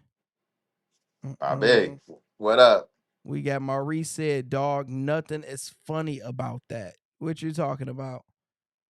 Yeah, which one? I comment a lot about a lot of things. It's definitely whatever you said. Yeah, definitely. Oh yeah, we got a house divided today. I like it. Next up, Hugh, we have before, we got the Manny and Pacquiao. You have the Floyd Mayweather and Manny Pacquiao fight coming up, which we have went over on here. Floyd Mayweather has came out and said it is an expedition fight. Pacquiao said, I know you lying. The hell it ain't. Now, let's watch what both two have said, and we're going to give our reaction. This is what Floyd said first. The sphere is one of the places that they talked about. So we don't know if it's 100% going to be there. And this is not actually a fight, it's an exhibition. Okay. So we're going to do it again, and hopefully we're going to entertain the people. I got an exhibition with Mike Tyson also, another exhibition in Greece. So if I'm just sitting at home and I'm just working out every day, spending time with my grandson and spending time with my children, I said, why not go out, have a little fun, entertain, and put on some exhibitions? And so that's what I'm doing. So he said all of these are exhibitions would make sense. And Manny Pacquiao just came out and said this. Manny, by chance, did you see what Floyd said? I think he's saying that he feels it's an exhibition and not a real fight. Is that what he's feeling? But he signed a real fight. So it's for sure. Yes, the contract that we signed is a real fight. Real fight, okay. Yeah, because I know he said I want to fight an exhibition. No exhibition. It's either real fight or nothing. Yeah, it's a real fight. Yeah. Is Fear still in Las Vegas? That's the contract that he signed. I mean, Okay, so it's still happening then. he has to remember that. Manny, And also, reports has came out that Floyd Mayweather has already taken an advance payment for that fight and already used some of that money before the fight has already happened, probably to pay off debt, bills, or whatever it is. You went first last time. I will go first this time, Hugh. Exhibition fight, right? Me and you, when we first initially said it, we 100% thought it was going to be a real fight. We was like, man, I'm scared for Floyd. And I said Manny will mess around and win this because he have absolutely nothing to lose and Floyd have everything to lose. So me personally, I would never fight him, especially right now. You see Manny still looking good. I'm not fighting him. And you have to depend on the refs. And gambling is big now. So you have to worry about the refs not getting you, Vegas not getting you, or Dubai, wherever y'all fighting at, however it go. And you made it 50 wins, no losses, is perfect. I wouldn't have did it, but he's doing it due to money. I love both sides because he's like, hey, it's an exhibition fight. I'm doing it with Mike Tyson. And Manny came out and stood on all 10, was like, oh no, I ain't even fighting for no exhibition. It's just a real fight. He ain't look at the contract that we signed because the contract I signed, we fighting, and I'm about to put that L on your record. And I'm like, okay. Everybody always, the joke was Floyd ain't Reed, Floyd ain't this, whatever it is. It's going to be interesting to see the truth that comes out. Leaning both ways. I'm divided. I want to lean on one. I want to lean on the side. Because on Floyd's side, Floyd just need money. He ain't about to, might fight Mike Tyson. All of these ain't going on his record. He's just like a gimmick fight. Him and Mike Tyson, we're going to talk this, what we can do, this, what we can't do. We know him and Manny need money, but Manny ain't been asking for money lately. He just chilling. Mm-hmm. So Manny might not need money. We know he needed money before. That was a factual thing. Right now, he might be financially good. So I don't think it's the same energy as a Jake Paul, whatever it is. And you see what Manny said. He feel disrespected for you even saying that. He like, I'm not even about to fight unless it's a real fight. So he's about to train real. But I still give Floyd credibility and enough respect to say, if he says exhibition, it probably is. But I respect Manny enough to know where he's like, I'm not even about to do it because that's his word and what he said. And he said he signed a contract. It's in the contract, which obviously Manny already went and verified before this interview came up. So I'm divided. What you got about it, Hugh? Since I'm going to music, right? Another wise rapper artist said, man, I'm just fronting. That's the thing, man. I'm just fronting. You know I want you, babe. It feels like Floyd haven't really grasped, or he's fronting, right? He's downplaying everything in the background and acting like, he's just doing this because of the love of it. Just, oh yeah, we're fighting, but it's just an exhibition. Just, it's not gonna go against it. That's what it feels like to me. It feels like no, it is a fight.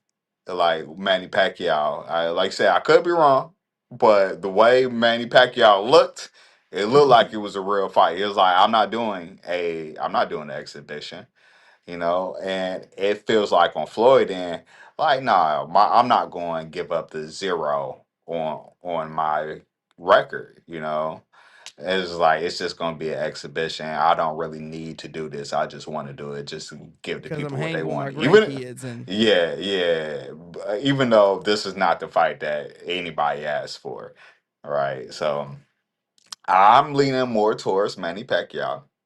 That's what I'm leaning towards. Unless he didn't read it either. Unless we just out you said here they both got flustered. hit in the head a bunch of times, Uh, huh? yeah, they both got in. So clearly somebody's lying. I'm looking at it as Floyd's more trying to save face, and stuff, and Manny Pacquiao like, no, this is a real thing. So I'm kind of leaning towards Manny Pacquiao way, man. I think it's, and if it is a fight, either way, I think Pacquiao gonna win. If I was a betting man, I'm betting today, especially if the way Floyd is acting right now, it's 100%. like. It's just like it seems it's giving, as these young people would say, I'm about to lose. That's what it's giving. It's giving I'm about to lose. It's when your money is funny, bro. It's hard to focus on the main thing, right? Man, yeah. And right now, Floyd Mayweather money is completely funny. And since his money is funny, he's not focusing on the right thing. So it's already been verified to my assumption, to my research, that before this fight happened, he already took a loan on his, got advance on it, Hugh. Before the fight happened, and he's in bad money issues. So it's a possibility he needed the deal so bad, he agreed on something that he ain't even realize he agreed on. He's just like, hey, man, I'm thinking of an exhibition because I did it with Mike Tyson.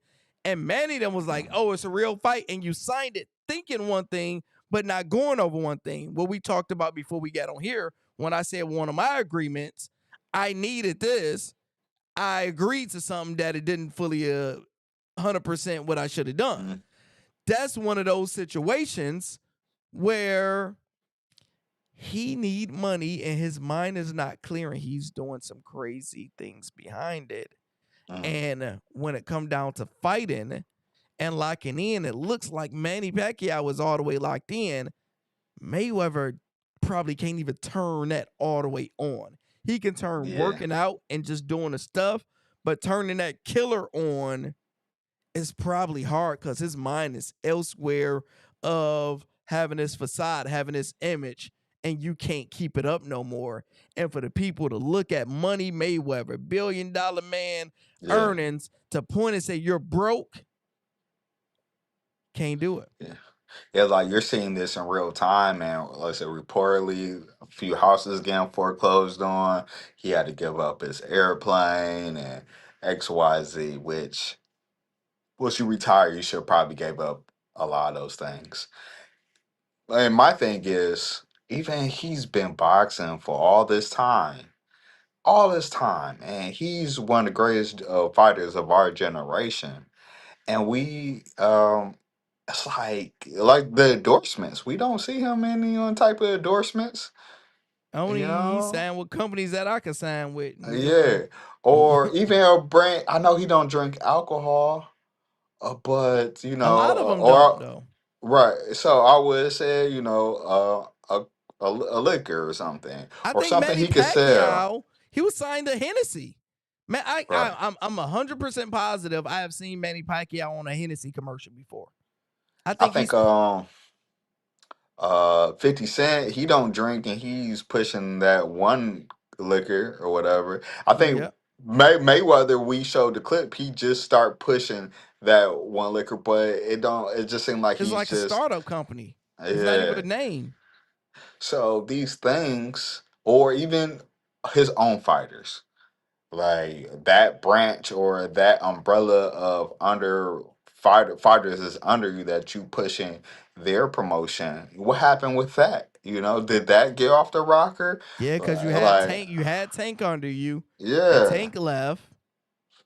So even if they leave, right, which people are gonna come and go, you know, you gotta keep people in the pipeline. You gotta keep the Yeah, because ever next since thing. Tank, we haven't heard anybody else Yeah. that's them and winning, You because you training them, they in your camp, they in your whole situation. They supposed to be cold. Yeah, you got the system, and you have a hell of a distribution deal. Boy, we was saying how much money you was making 300 million in 2 hours. Distribution deal was crazy. So to not push people through that, what are we doing out here? Like, hey, even if you're making 100 million off this person, 50, whatever the case might be, is like it's supposed to be 10, 15 Floyd fighters out right now, bringing in some money back to you. And the main thing, God stay the main thing, because just like, unfortunately, we're seeing you have expensive habits. And with Very. expensive habits, you got to keep them going. You got to keep them going. If not really because you made more money for 4, 5, 10 lifetimes. But them private jets are mighty expensive though, boy. Yeah. That's brutal. I hope he figure it out, but it seemed like he's going downward. Nick say Floyd can't read, but he can't talk nonsense. I'm a Laker fan, bro. They are effing trash. The way the Thunder took the Knicks out and the Lakers show you they're going to be champions again. You think they're the favorites to be champions again, Hugh? And you think it's gonna be easy? Yeah, it's not gonna be easy. I know San Antonio gotta be looked at. San Antonio And San gotta be Antonio looked already at. beat them twice this year. Yeah. So Chet gonna have his hands full with that boy Wemby down there. And I think And Denver, you already know it's gonna be tough. Going against Jokic. Joker. Yeah. So those three, that three-headed monster, them going against each other. I'm super excited about the playoffs this season or this year just because of that. Like I want to see Wemby versus Joker or whatever, Chet versus like those superstars on the West are very real, and I can't wait to see it. So no, it's definitely not going to be an easy road for them on the West. The West is, like we said previously, they're the hardest. They're the hardest. Well, they've been the best conference of the NBA for 30 years, 20 years at least. Hugh. Next up, the man with the best agent in NFL history just signed a 5-year deal. He is now, I believe, number 2, the highest paid NFL player in history with one playoff win. Mr. Kirk Cousins. He just signed with the Las Vegas Raiders. And right here it say Kirk Cousins is now ranked number 2 all-time NFL career earnings. Matthew Stafford is number 1 with 408 million. Kirk Cousins is at 340 million. Tom Brady's at 333. Russell Wilson 317. Aaron Rodgers at 316. And his contract, it say Kirk Cousins will sign a 5-year, $172 million deal with the Raiders that is in reality is a 1-year, fully guaranteed $20 million deal that also contains a club option for 2 years for $80 million. The Falcons will pay Cousins $8.7 million this season. The Raiders another $1.3 million, and Las Vegas also agreed to pay its new QB a fully guaranteed $10 million roster bonus on the third day of the 2027 new league year. And maybe most notably, it is also sets a new mark. This will be the 11th straight NFL season where Cousin contract will be fully guaranteed. Hugh, you got to go first on this one. Man, Mike McCartney is his agent name. Bravo, brother. When they talk about Mike McCartney, he needs to be put in the same category as the other Mikes. Michael Jackson, Jordan, Tyson, and Mike McCartney. Those are the greatest Mikes of all time. You can whoever you want to put. whoever you want to put. You could put MJ, Michael Jordan, Mike McCartney, Mike Tyson, whoever your favorite Mike. But that man needs to be on that Mount Rushmore. That's first and foremost. There should be T-shirts. There should be apparel. He should have his own shoe deal. His jersey. I will buy it. And I will buy it right now, yo. I'll set up a shop, boy. Whatever. The Mike McCartney ones, the Mike McCartney twos. The throwback Mitchell and Ness. He should have it all because he's one of the greatest people. He can run for president. He's one of the greatest businessmen, the greatest person that does his job, wherever that job is. He's one of the greatest at doing it. And I salute you, brother, because you gets it in, you gets it done.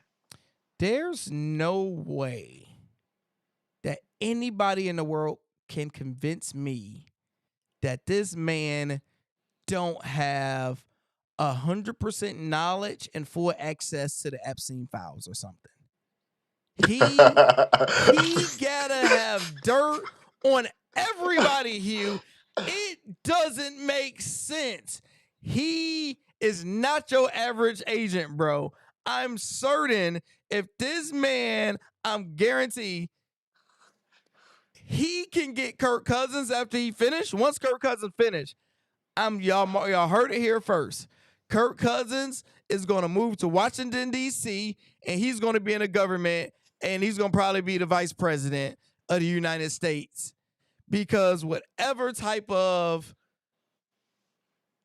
drama or whatever type of baggage they got on people, he can make him be president if he wanted to, because this doesn't make sense, Hugh. It doesn't make sense. Kirk Cousins is not that good. He don't have a resume to back it. And I think it's a mixture of luck mixed with timing, such as the day Kirk Cousins was born, the year he was born, the time of contracts. I think he was born at the perfect day, the perfect time, getting with the perfect agent, and the agent who got dirt on all of these owners.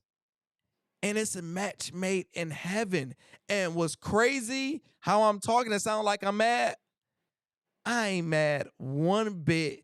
Kirk Cousins, get all of your money.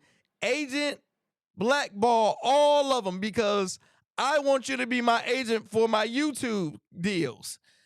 You got dirt on these companies? Because Man, he can baby, like, when I have kids, he can babysit my kids. There's nothing wrong this man can do. And I would say this, I wouldn't be surprised once once he retired, Kirk Cousins retired, he get a Tom Brady deal, a Tom Brady TV deal of $250 million. If Tom Brady making $250 million, Kirk Cousins is gonna get 255. He's just gonna up Tom Brady. And we don't even know what he's gonna do. He can be on for the first 10 seconds. Say, hey, I'm Kirk Cousins, and then just cut to somebody else. And he'll be maximally paid. Like, he can't do no wrong. Him, Tobias Harris, Tobias Harris agent is immaculate too. He gets it done because Tobias out here making that money, and he disappears every time. Every time he's gonna disappear. So, man, it's just some people that's just damn good at their job, and all you can do is applaud them. So, man, shout out to you, man. Funk said if his agents had dirt on owners, he wouldn't be in the league. That statement doesn't make sense. If he got dirt on owners, that's the reason why he's in the league, because he got dirt on owners and they can't get him out of the league. Jim, let's now talk about spring break 2027. I mean, not 2027, 2024. Let's not talk about that. He's been getting the bag since the Redskins. We're not hating at all. We're not hating. We I think he did the franchise 3 years in a row, and it was one of the smartest moves. If we're hating on being confused, because you can confuse, like, you could take our confusion with hate, We just don't understand. You don't understand. Nobody understand because we know Yeah, nobody gets it. he ain't never been a top 10 quarterback. He got a bag after he tore his ACL. And yeah. It's like he getting paid. We can understand why Matthew Stafford got number one money, 100%. right? Because let's And you first got to say look at his, he was like you can, go ahead. he was the last player to get that out getting drafted, number one, getting, when these drafts used to come in, they used to get paid higher than the pros that's already there until NFL put the cap on it. I believe Matthew Stafford was the last player that happened to. So he came in making $50 million or whatever, how much it was at the time. And then he was the franchise QB, a pretty good one for the Detroit Lions for X amount of time, right? He's very talented and he's shown that he's going to be a Hall of Famer. So, all right, we get it. He's been top 10. He's had 5,000 passing yards and so on and so forth. The list goes down the line. Now, Super Bowl. But when you, like you said, when you look at Kirk Cousins' career, it doesn't say top two about anything that he did. There's nothing in his career that says he was in the top two of this, Of right? But he played anything, the not game right. running, not throwing, not being a Touchdowns, good passing teammate. yards. Like he haven't been better than Peyton Manning or whatever the case, because Peyton Manning got his money too. So he's haven't been far as his production to money haven't been there. So you're right. It's So, always about time, money, and accessibility. so my question to you is, what is the purpose of the Raiders signing him? So it's like, are they trying to do long term? Is it like what? So they believe this is the quarterback they need to win the Super Bowl? No. And to go with, I believe they just gonna use him as they're gonna use him to help coach up their new QB because they're gonna draft my Who man is they from new Indiana QB? number one. They got the number one pick, right? So they're gonna draft the Indiana QB as number one. Okay, you think so? The Heisman Trophy winner. Yeah, no, so that's clear across the board. That's what everybody's saying. Number one, they're gonna get the Indiana QB. So it sounds like they're using him to help groom the QB that they're gonna draft. I'm sorry, I can't think of his name right now. Now, does that make sense? Did you see what Cam said earlier about it? Mm-hmm. So Cam went on this podcast and he was like, look, bro, when Michael Penix got there and they asked Michael Penix, remember they got Kurt, they like, hey, Kurt, we paying you all this money, you starter. Then they draft Michael Penix. Kurt came out like, man, I'm pissed off. It's disrespectful. I don't like it, right? And then once they got on the team together and they asked Michael Penix, like, how is it working with Kurt? Have he helped you with anything, taught you anything? It's like, he don't talk to me. He don't help me at all. So he have no history of helping or building players. And this is the guy y'all decided to sign to help and build somebody where his whole career he has never helped a younger quarterback with mentorship. You got to be the dumbest team in the world because you can't say That's such a you ain't never did. It's like a chick ain't never been good, ain't never been faithful, but she wasn't faithful because she wasn't with me, Hugh. I'm different. So you telling me he's going to be in this league for the last 12 years, last decade, never proved it, but now since he's on the Raiders, he's going to be a good teammate.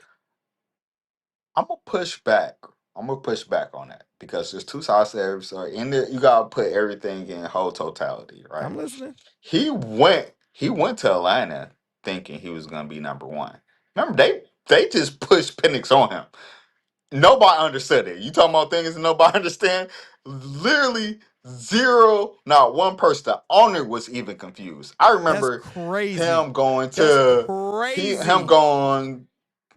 Remember, he went to the GM Yes, and the like owner the ain't coach, understand and what he they was was just doing. like, nobody understood what the hell was going on in Atlanta. You told me to fork up all this money to this QB, and then you're gonna draft another QB with our first round draft pick, our top pick. Nobody understood it. Kirk Cousins then came out and was like, you guys told me I was going to be the starting QB and we're going to build towards the Super Bowl. So instead of giving me a left tackle or another wide receiver or a top defensive end, you gave somebody I was supposed to compete against. That's not a cohesive situation for him to be like, hey, we just need to be here and love everybody, like that's you gonna go in feeling a certain type of way. I'm sure all parties did feel a certain type of way, so I can't really blame Kirk Cousins too much about it. And on Michael's pennies in, how much did he go to seek the information? He was like, hey, Kurt, could you show me what this defense is talking about, whatever the case might be? I'm sure by the time Kirk Cousins got to Atlanta, he was over it because he knew he was about to be out of it. And Penny's coming in, I'm sure he felt the energy.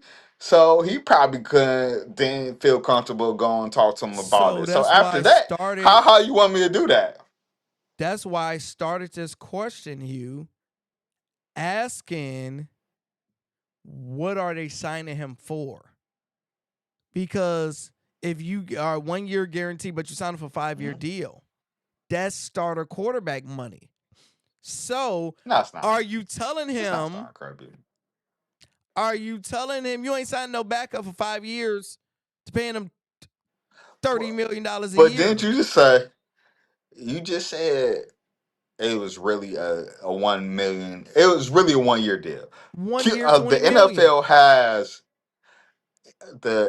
has the worst contract situation Nothing in guaranteed. any sport and history. We never seen nothing Nothing like is this. guaranteed. Like they threw all these big numbers, $100 million. They can say Kirk Cousins about to make $500 million, and Pay he'll him make 15 10. million and be like, At the end of the year, yeah. They'll be like, oh, he'll make $500 million if he can pass for 10,000 passing yards or whatever the case might be, just something like that. But it comes down to they paying him. You follow the guarantee. They pay him $20 million, and it's 1 year that's guaranteed with a team option if you keep on doing good. He's getting $8 million from Atlanta. So really, it's just a 1 year deal, and $20 million is about average backup QB money. The better ones, they're it making is? 50, 60. Dak Prescott's making $60 million. But he's like the highest paid quarterback, though. Yeah, but you have Joe Burrow I making don't think backup about quarterbacks is 60. making that much money, Hugh. Oh, I don't 1 think backup year and you quarterback. Let's draft a see new QB. Let's see. who's that's crazy. It's like nobody even know who backup The quarterbacks Kirk are. the Kirk Cousins version of backup QB because he's above average How much money of Joe these Flacco making? backups. Oh, there we go. You could. He's a perfect backup quarterback. His contract's going to be look weird because they probably all 1 year deals. Yeah. But he probably getting 5 million, bro. You right. That is probably a lot for a backup. I'm trying to tell you, Base bro. That's what I'm values. saying. It doesn't make sense. That's too much All right, money. so base value 6 million. I'm trying to tell you, Flacco. they're paying him starter money, dog. Okay. That's why I'm asking. It doesn't make It's sense. still What are they doing? it's still not starting money. You just over here just trying to argue, bro. You ain't even making sense now. I got time. But you're not making sense. Why It's not are they starting signing? money, Because so we need because that's what I'm saying is, if they saying, hey, Kurt, we giving you starter money, we getting you to start, but they're going to do the exact same thing Atlanta did. We about to draft a quarterback, and that nigga going to be like, what am I here for? And you want me to help them? It's the exact same predicament over again, Hugh. unless they say, hey, we're bringing you over here to mentor this young quarterback because this is who we getting. And why would you do that? Because he already proved he don't got no history of doing it. I don't like your attitude or your tone. Because I'm right. Let's see. You The could be. QB You is could be right about this one. Mendoza. That's who y'all was talking about. Yeah, there we go. Mendoza. All right. Punk say he's a proven starting quarterback. He has strong statistically performance in multiple seasons with 4,000 yards, solid touchdown to interception ratio, market dynamics, guaranteed money, shortage of quarterbacks, and contract structures. That So I still don't agree with you. Jacoby Brissett made $9 million. Daniel Jones, but he was starter. Justin Fields, but he was a starter. Justin Field, he made He make big money. he made He's a starter. yeah, he was a starter. So Daniel Jones. So Jacoby Brissett for the Cardinals made $9 million. Tyrod Taylor made $6 million. I'll say All Tyrod right. Taylor is a perfect example of a backup that can Give you play. that. Hey, I got it's a lot for a backup. But there's still a rookie coming in. Who knows? I don't know. You want me to justify what the Raiders are out here doing, man? I can't. Cousins is definitely going to start games for the Raiders. Yeah, we know he's going to start some games. Trevor Lawrence, because the thing is, you got to think the new NFL, the way it worked now is not how it was when we was growing up, where you Aaron Rodgers and you sit behind Brett Favre for 3 years before you get a chance. It's not. It's literally Kirk Cousins lose 3 games. They like Mendoza. Like they want these rookies to come in. It's the worst idea possible. I would definitely have a rookie sit 1 or 2 years because the game's so fast to take them time to learn. I'm letting them sit because all of the great quarterbacks all the quarterbacks that's playing right now who played did it. Brady ain't come in starting. He's the best ever. Aaron Rodgers had to sit 3 years behind Brett Favre. Like one season. Like Brady came and Aaron started Rodgers the had to first sit all them season. years behind him. Look at Jordan Love had to sit all of those years. You had Patrick Mahomes. He had to sit behind. He ain't come in starting. Bro, all Stafford these didn't great have to sit. quarterbacks didn't come in just playing. Stafford didn't have to sit. Came into the Lions. We needed help immediately. And we went 0-16. We went 0-16 the year before Stafford. We ain't had nothing to lose. We couldn't even do any worse. So hell, they could have picked up me and you, and we could have probably won 1 game. So Daniel Jones, he didn't sit. no, Sam Darnold. I mean, my thing is, okay, you're right. But the only thing that you're wrong is what we talked about before. It comes down to the money. You sit them for 2 years, you're wasting 2 years of a rookie deal paying somebody X amount of money. And but they're going once. the upside of them coming out being a superstar when they're ready versus you risking injury because they're going to get killed and losing their confidence of all that stuff. You can't base it off of injury. You just can't. NFL is NFL. It's gonna happen. It's gonna happen. The thing is like everybody's looking at that rookie deal. They've thrown him into the fire now. You're right. As far as morally and principally, yeah, they should probably say it a year or so. But we need to figure out if you can do it now, because not only that is the GMs and the coaches don't have time either. Nobody has time in the NFL anymore. It's not for long for a reason. If you don't get the winning, you don't get the winning now. GM is out there. They probably got around 5 years or so. Coach probably got around 5 years or so. So we need to figure out, can you do it or not? And if you can't do it, then we could just point the finger at you and get you up out of here and find somebody else to do it. And because at the end of the day, once their rookie contract goes out, then no matter what, they're going to ask for this top dog money. And that's just the way it's going to go. So you're going to have to pay. Before you do that, you might as well see if you can do it or not. And most likely you suck the season beforehand, so why not? You got time. Next up, Hugh. Gucci Mane. What's your favorite? If you want to listen to a Gucci Mane song right now, what is one of your favorite Gucci Mane songs? Man, Street Ninjas. Oh, Street. I ain't gonna say. Everybody. Everybody know that. Go ahead, kids, fast, buy money on that. Get my dog half a brick for a 7-3 dump. I got the bullfrog, yeah, so I know it's gonna jump. Since I'm we a had real street such a nigga. Don't you era, understand me? it I'm a rubber literally band, depends rubber band, on me. the Red day. monkeys.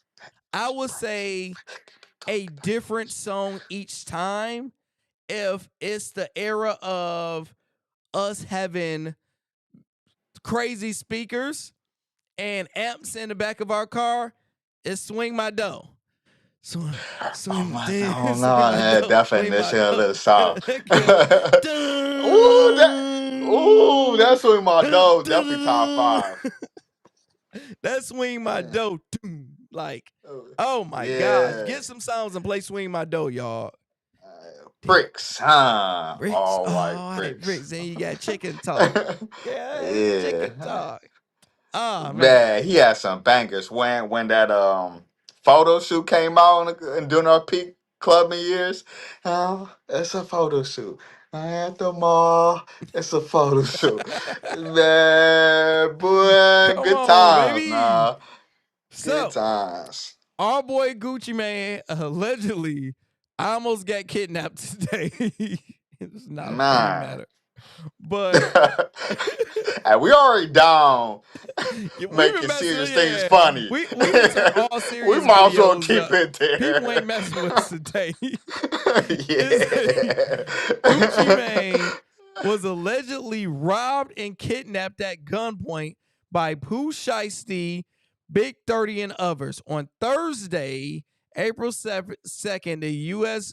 Department of Justice held a conference to announced that 9 people, including Pooh and Big 30, kidnapped and robbed at gunpoint multiple times at a music studio in Dallas. Eight people, including Pooh, so and so. Now, this a little bit what he said. I'm not going to play the whole thing, but just a little bit. Coming.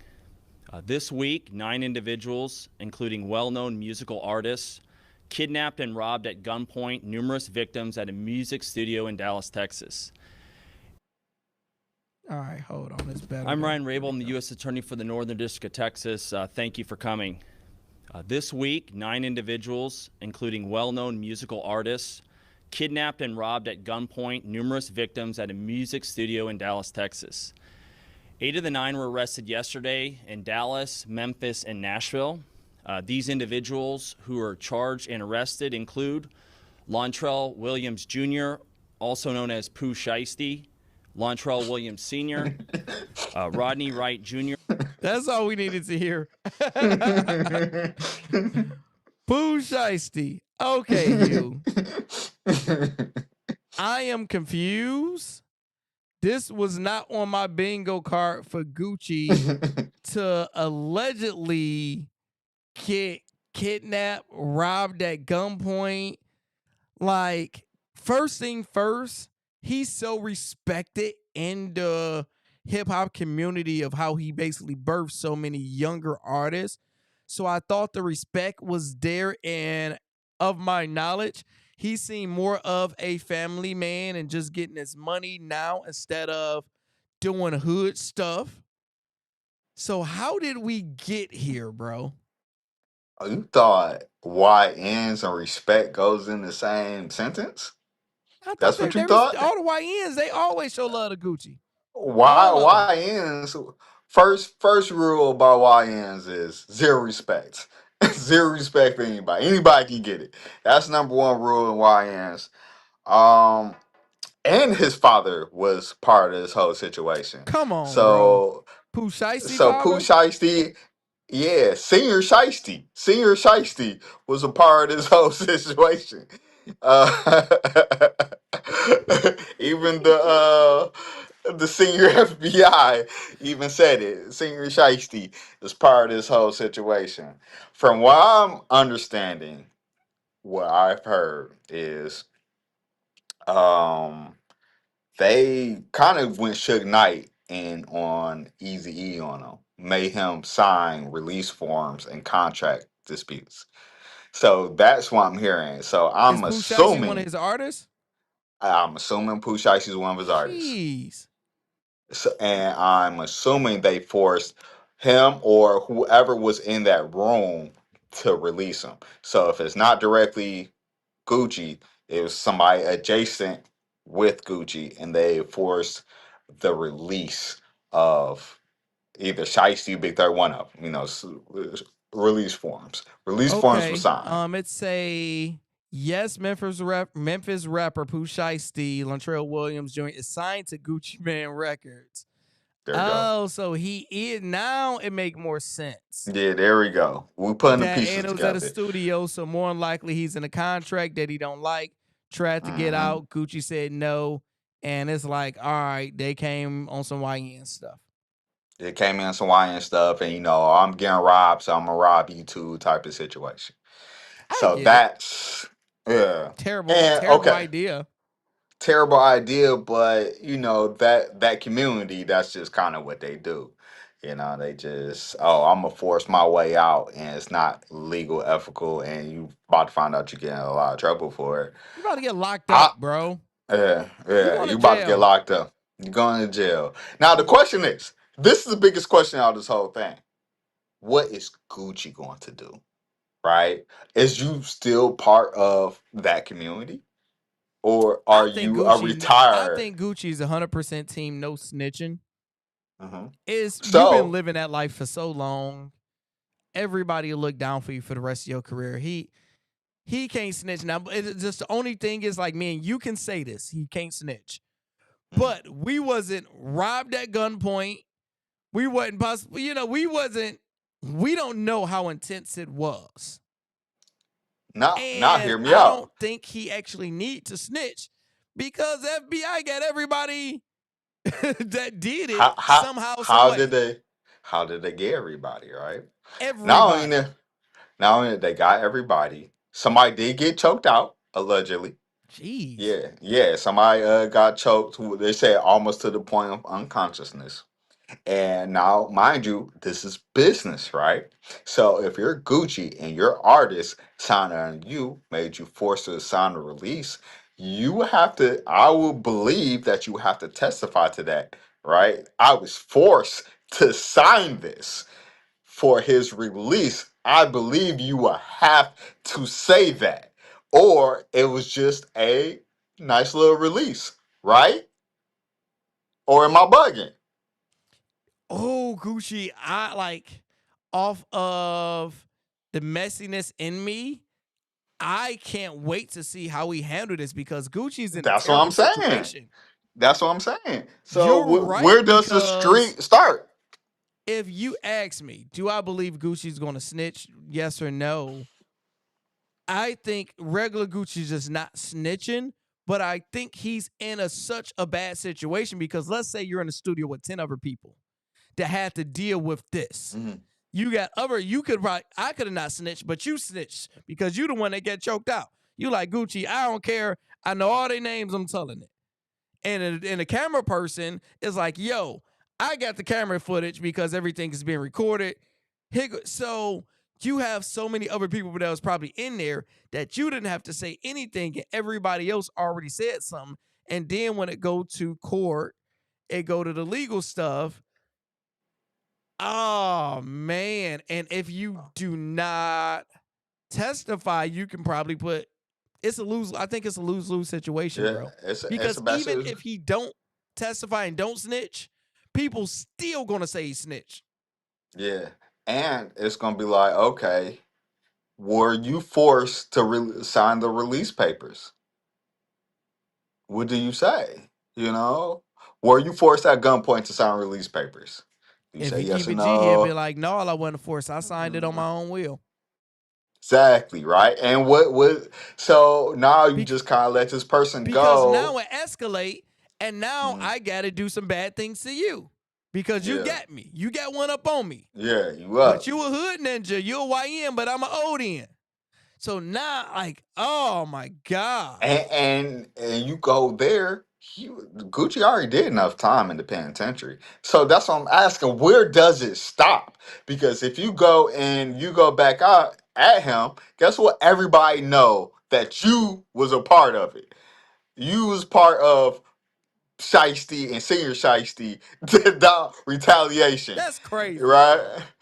So it's just like You sure now. his daddy was there, man? Yes, he says it. He's the guy. Mr. FBI agent says Mr. Pooh Shiesty and Senior Shiesty, whatever their name is, was both a part of I this. gotta watch that again, y'all. Yeah, watch it. Both Shiesties. You can't tell me his daddy was in on it, Hugh. Yeah, they got a picture of him. His daddy looked like he would be in on it. So John Granddaddy. Yeah, he one of them. They both middle fingered up, and he just seemed like one of those individuals, let me see, man. bro. Hold on, I gotta listen to this again because I don't believe my man daddy. For the Northern District of Texas, thank you for coming. This week, 9 individuals, including well-known musical artists, kidnapped and robbed at gunpoint numerous victims at a music studio in Dallas, Texas. 8 of the 9 were arrested yesterday in Dallas, Memphis, and Nashville. These individuals who are charged and arrested include Lontrell Williams Jr., also known as Pooh Shiesty, Lontrell Williams Sr., Rodney Wright. See? Oh my gosh! Senior Shiesty. It's in that thing. Mr. Guns blazing. Yeah, you could tell he wasn't raised right, Hugh. You could tell he wasn't raised right. Hey, Why they man. get down like that so much in Memphis, bro? I don't know. They be doing some things out there in Memphis, boy. So, speaking of Memphis, LeBron James is catching heat for throwing dirt on Memphis names. He was on a golf course, and I have a lot of questions on how is they recording, why is they recording, why is LeBron saying this on camera? But this is what LeBron James said earlier today when a video is out on a golf course. Staying at the fucking Hyatt at 41 years old. You think I want to do that shit? Being in Memphis on a fucking random ass Thursday. I'm not like the first guy to even talk about it in the NBA. Like we all like, you guys have to move. Just go over to Nashville. You got Vanderbilt over there. You got the fucking NASCAR. You got a stadium. Don't they got a hockey team too? Yeah, Predators. Predators. Like they got everything. Doesn't look like LeBron's going to be on the Grizzlies anytime soon. So Grizzly fans out there. Yeah, they know. Their only chance was in 2003 if they'd have won the lottery to get me there. And I might have pulled a Eli Manning and not showed up for the games. He went in on Memphis. Like, man, let's see the comments. You gotta have a 50 Cent. What the fuck I do wrong? Fuck me for. What you say fuck me for? Fuck me for. Like, man, they took a shot out of nowhere. I don't understand it, Hugh. I would say that he's not the only person that said this. It was another NBA said all player. the NBA players say it. Yeah, they was talking about there was a hotel that the team stay in was one of the worst hotels in the hood. In the hood. So he's not the only one that's saying it. There's consistent NBA players that has been saying that the livelihood or just the travel hood, let's just say, of going to Memphis hasn't been pleasant. So enough people say it, just like let's just say Utah. Everybody say Utah is not a black friendly place, or Boston. It's like after so many people are saying it, it might just be Utah. Now same thing with Memphis. So many people are saying that Memphis is this. It just might be Memphis. It might be them. Because you see James Harden, he came out to Detroit, played against Pistons. Mm-hmm. He went out to the club and hung with people we know all downtown. Everybody go to Miami, they hitting the club. They go to LA, they go to New York, you out. A lot of destinations, you out in the city. Denver, you can find some places to go to. You go to Memphis as an NBA player, you ain't going to no club. They too hood, Hugh. It is too, it's only thing is Memphis is good with good barbecue. So you finding some good food, but you don't want to go outside your hotel, anything. I've been out in Memphis a bunch of times. You probably been out in Memphis. It's hood, I haven't. hood. That's It one of ain't, the few places I haven't went. huh? I said that's one of the few places I haven't went. I haven't Oh been. yeah, I've I been hung out with some people in Memphis. I've been in Nashville. It was just, it was hood. It wasn't nothing too bad, in my opinion. The only person that probably go out Memphis right now is probably Brandon Ingram, Glorilla's boyfriend. He probably the only one, yo. Why? He from She out Memphis? there from no, she from Memphis. Glorilla, Nah. yeah, Glow. You think you say he the only one that's gonna go out? Man, he getting robbed too. Because you see Gorilla That's Glorilla boyfriend. You said Gorilla boyfriend. Yeah, Glow. no, he getting robbed too because he got beef with she got beef with her sister. So yeah, he getting robbed too. But like I said, Detroit, we have some rough places. Still rough is better than it was before, right? But you never heard anything negative about Detroit like that. They just know a blue collar town. No. Everybody say Detroit. Oh man, we're going to Detroit. Oh man, I'm gonna get shot. So it's always negative about Until Detroit. they get here. I'm talking about until they get here. Oh yeah, when you get here, it's nothing what anybody think, and they fall in love with it. But outside in, oh man, when I was a flight attendant, I'm like, hey man, I'm about to take y'all out in Detroit. Well, what, man? I don't want to get shot. And then I take them downtown to the world's largest Buffalo Wild Wings, and they like, yo, we the only black people in here. Yeah, you think? Downtown Detroit ain't the same. Yeah, that's what I'm saying is like once you get there, like they're saying that once they get there and they experience it. I'm saying Detroit has, like you said, a hard name attached to it, similar to Memphis. Let's just say very similar to Memphis as far as outside looking in. But once people get here, it's just like, okay, no, Detroit solid. Memphis ain't got that. They like, no, it's really that bad. So it just might be them.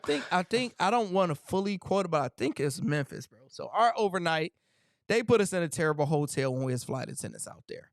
Everybody hated it. It's like how the NBA players saying it. Everybody hated it. And me, I'm in my pro-black phase in life at the time, very pro-black. And we get there, and the pilots, white pilots, are complaining, and white crew members, oh my God, this is so what they call it, sketchy. This is so sketchy. I'm mad That's a good because one, sketchy. They're saying it because it's all black people. Like in the airport, it was black. Everybody that worked there. When we got to the hotel, it was black. Our van driver was black. So I'm like, y'all just saying it's sketchy in his hood because it's all black people. So I'm mad. I'm like, man, racist white people. Until I had to go walk and go get me some food.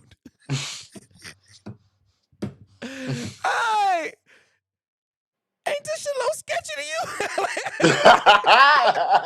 Man, I remember. So it was like, because we have a few overnights, dog. I swear on everything I love.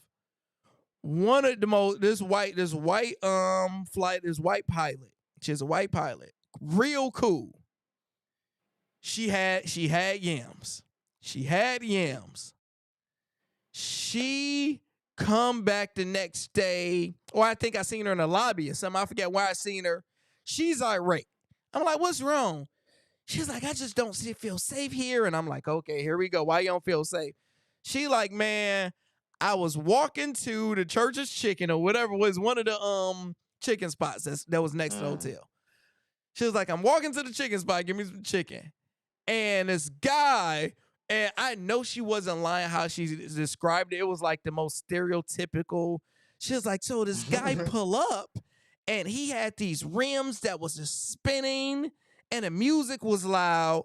And he raised down the window, yo, let me talk to you. And I'm terrified. She's like, man. And I see she had yams. So I know when somebody tried to holler at her, she's terrified, man. And she's like, the way I'm trying, she's like, so I get the chicken.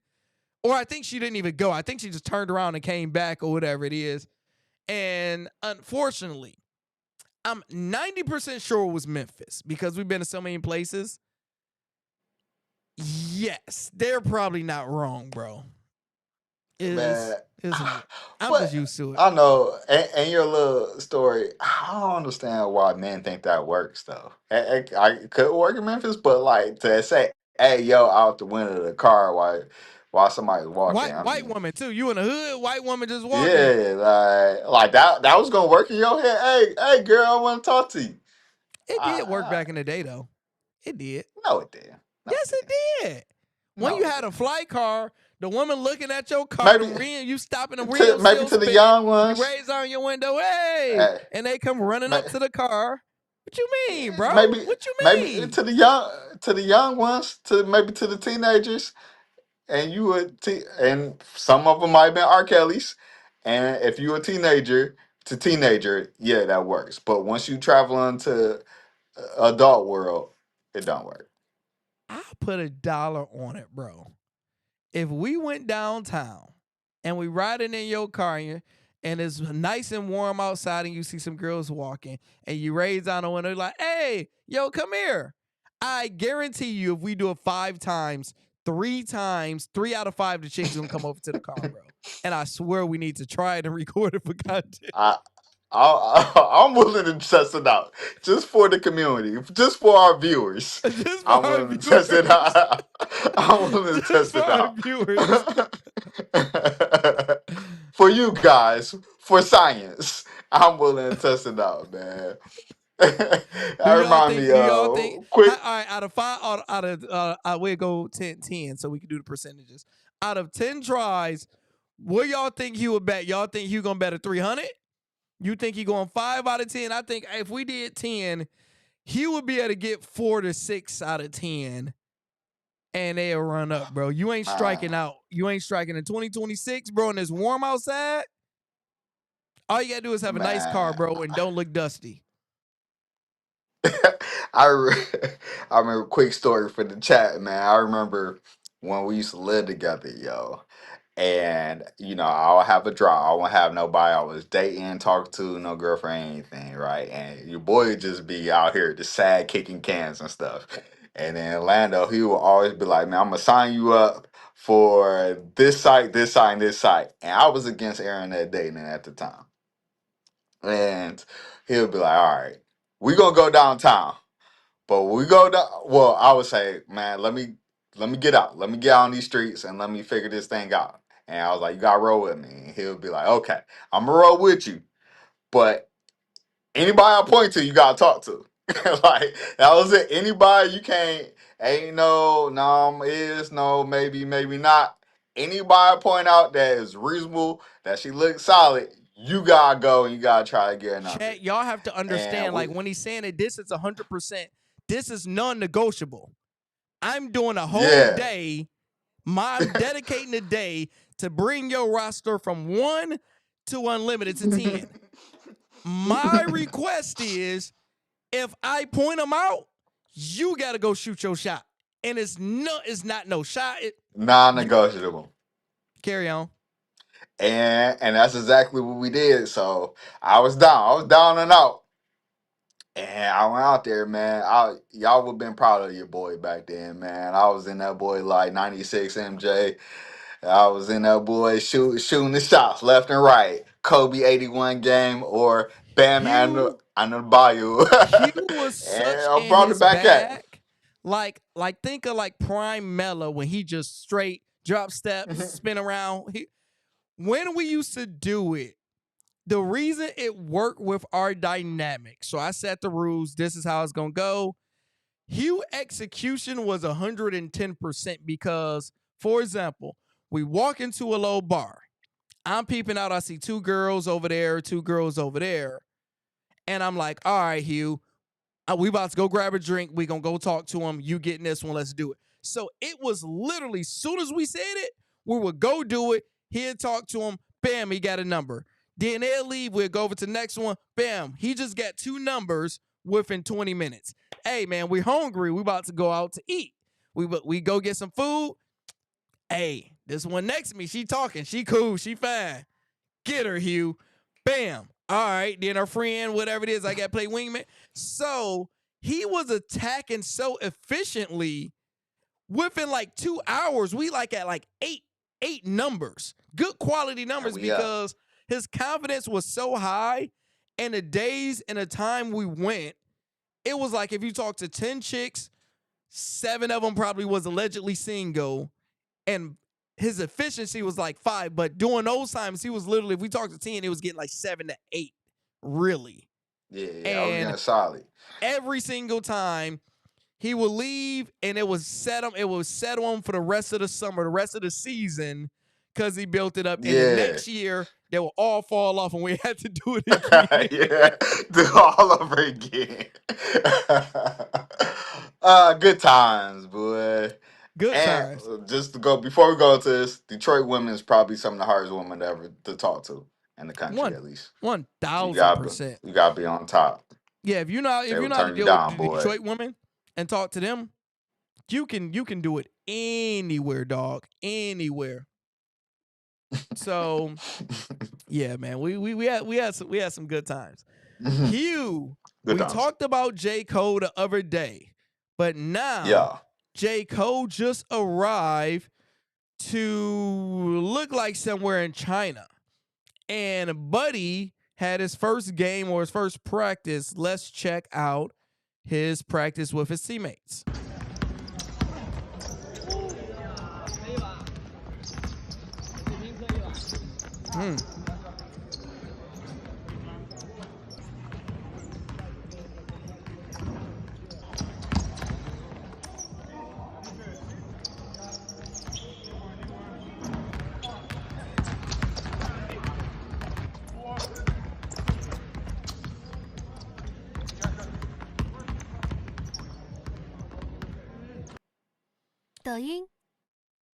First thing first, I'll let you go first. No, this your man's, so I always let you go first on the Cole world. First thing first, what I guess they definitely in China, because my man looked like he was he looked like he was like 4'6".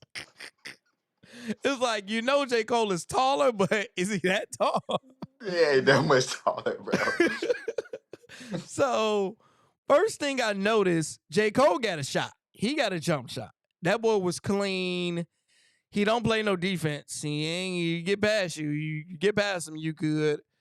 He was like he's going to go. He's going to bring notoriety to the team. They probably going to pay him some bread. He's going to probably play 2 or 3 games, sell it out, and be gone. And, I guess he said in the interview, this is the youngest he's going to be. So if he's going to do it, let's do it now when he's the healthiest and shooting. I absolutely love it. And the dedication to do it and go to China, because we hear players like when we was talking about Jaden Ivey, and we was like, all right, if you try to go and play in China, because somebody on my Facebook was like, man, he'd be okay. He can just go and play in China. Y'all saying go and play in China like it's up the road.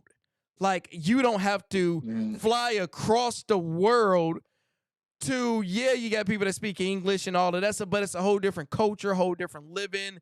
You got team.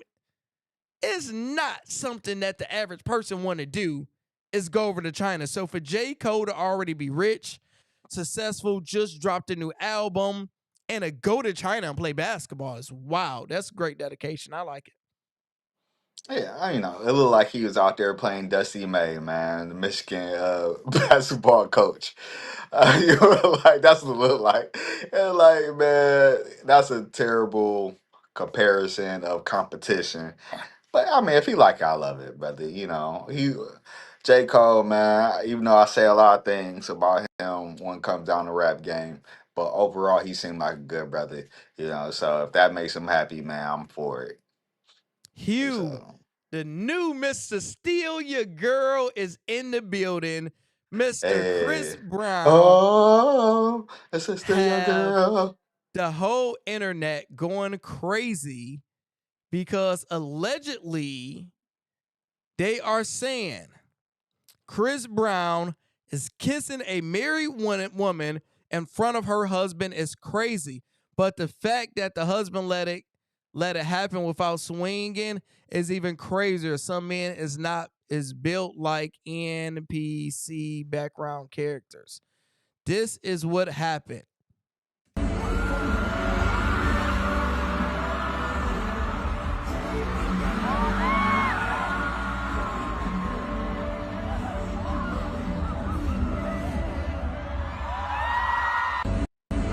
Let's show it again. Let's pause with that tongue out. Hold on.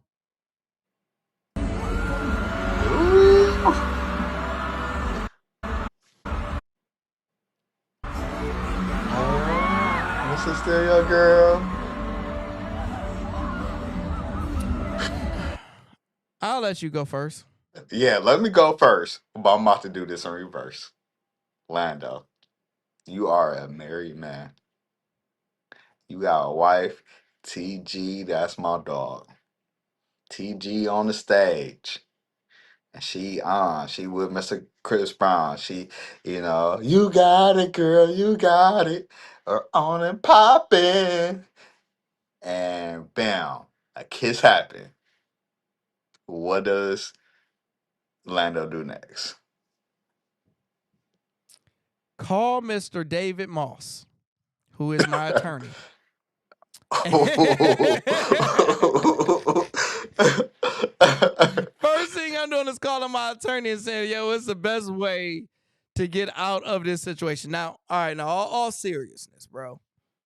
Looking at that video, my first reaction is, I don't believe that's real, such as she have a husband or that is her husband.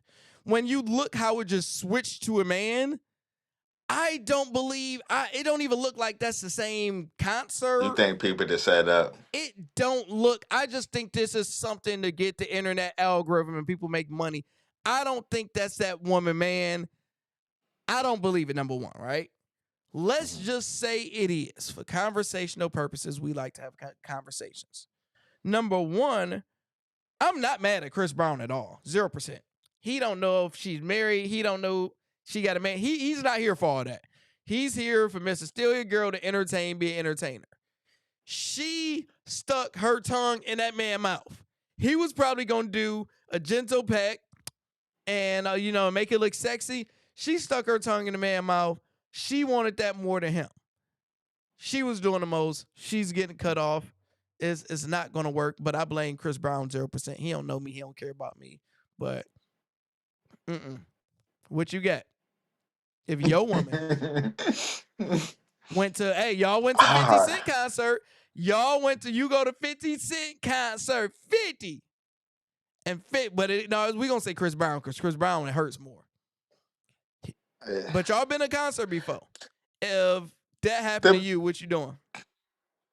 The biggest thing about art, my biggest thing about this whole situation is we're gonna say Chris Brown he's a very experienced individual.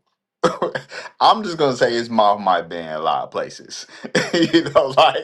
That's my biggest thing. Bro, you just kissed a worldwide superstar that a majority of the women on this planet would like to have that known, right? That's a fan of his. And we just gonna say that he might have took advantage of that a few times or so. Right? So the places that mouth been, right, is probably a little bit further than most. I think that's my biggest thing. It might sound trash to say, but that's my biggest thing. And my other angle is crazy part is I kind of understand it. You understand what? It was her. If that was her shot, and she took it. That was her shot, and she took it.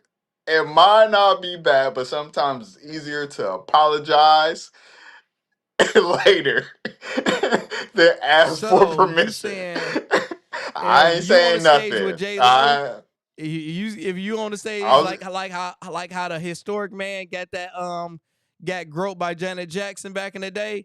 man. So if you Now, got if that Mrs. Jackson, opportunity, you right? taking it. If I mean, of course, it's a little bit different when it comes to the man kissing a woman like that, right? But let's just say we on even playing fields, right? And that was allowed. Miss Jackson, if you nasty, gave me a kiss, or she allowed me. Hey, you gonna kiss me? Hey, The it's my world is shot such a double standard, and I'm so happy because that you I'm know a I'm right. man. Huh? You know I'm right, bro. Oh, bro. If like that's what I'm saying, the world is such a double standard, and I'm so happy I'm a man because to Neil do that, we getting a divorce. I do it, she got to take that L. See, and that's what I'm saying because you used to be in love with Randall Raven Simone, and you love Jennifer Lopez, Love Jennifer right? Lopez. Jennifer So Lopez she still look good today. She still look today. good to this day. So Jennifer Lopez, you still married. The ring is still on your finger, brother. It's still there, and she gives you the opportunity of a lifetime to kiss it. Are you going to do it? 1000%. That's what I'm saying, yo. So that's what I'm saying. I understand. And if you really want me, But it don't. It's not a win. Like her life is ruined after that. Mine, I'm gonna get flack, but Tanil gonna be like, bro, you ain't right. But it was J Lo, and it's if like Tennille spins it, you'll be pissed and you'll be petty. But I believe she would probably be able to bring it back. It was lifetime. It was Moon lifetime. I'm sorry, I short circuited. Whatever. Yes, it's trash. You'll But probably I be think holding on but for the thing next is, it's 5 more years. of, let's say if she didn't do the tongue part and just got a kiss, it's more of a pride thing with men. Oh, for sure. Because For sure. me going on Twitter and seeing my wife, like if I type in Chris Brown, Hugh, if I type in Chris Brown and I see Taneo getting kissed by another man and it got 1 billion views and she's going viral, and then it fast forward to me. So remember this bump. And then you go, hold on, we gotta look at Buddy, y'all. After the kiss, y'all can't forget about Buddy. Watch when it fast forward to her alleged husband. Look at him. They fast forward to Lando. Good. Hey man, was that you at the concert? Cause whoever next to her, she's looking. He's shaking his head. Oh man, nah, Hugh. Yeah, try it again with another man. I'm sorry. I'm that petty. I'm gone. Oh yeah, like I said, we don't know that sound. We don't. So whoever, I brother, don't believe this is real. people could have made fun of it, but I'm just saying. That's what I'm saying. I understand. Now, the biggest thing about this whole situation that's not on the playing field, we know that women's opportunity to get to a celebrity or superstar are way higher than a man's opportunity to get to a superwoman or a celebrity. We just know that, right? So it's more real for it to happen for women. But that's why I'm saying, but overall, yes, you shouldn't do it. Shame on you. But that's why I'm like, I get it. If that It was your was so shot, funny. you ask for an apology I later. told you about Ain't it, but nobody I'm gonna gonna show you the remember video this. one day of Skip and his wife talking about it. And Skip was mad and was debating because she's like, I had this white actor on her picture as a kid or whatever it is. She was in love with as a teenager. She was in love with him. And when she got older, she was able to meet him, met him through a friend, and he got the yams. So Skip, like, bro, you was able to knock off one of your like idols and celebrities. And she was like, yeah, I wouldn't be mad if you did. He was like, the realization of me being able to bang, and he named one. He's like, it won't happen.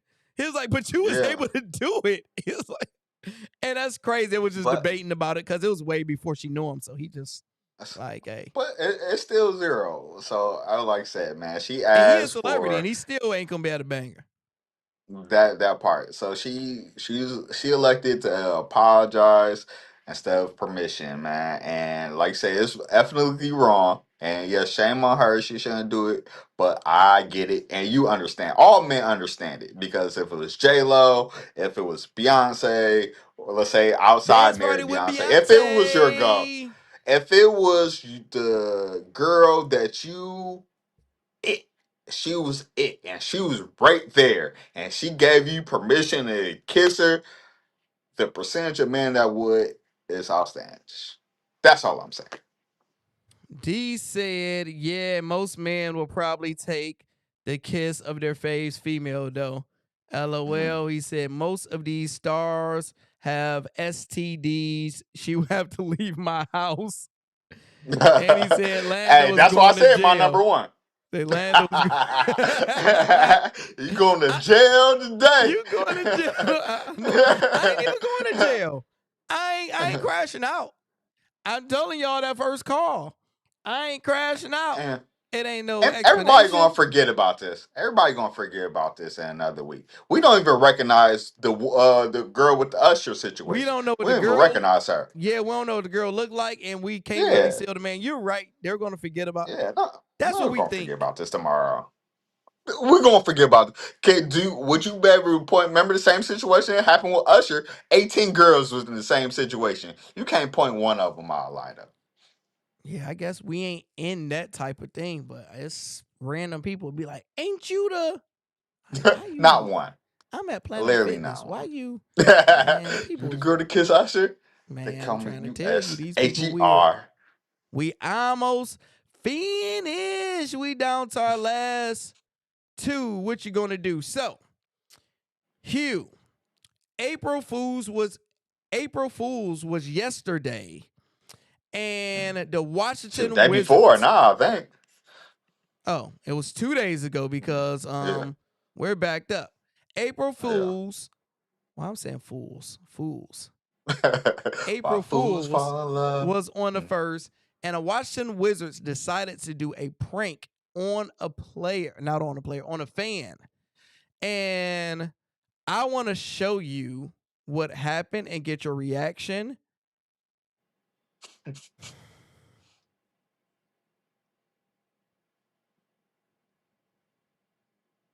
What you got, man? I am calling my attorney as soon as I get out of there.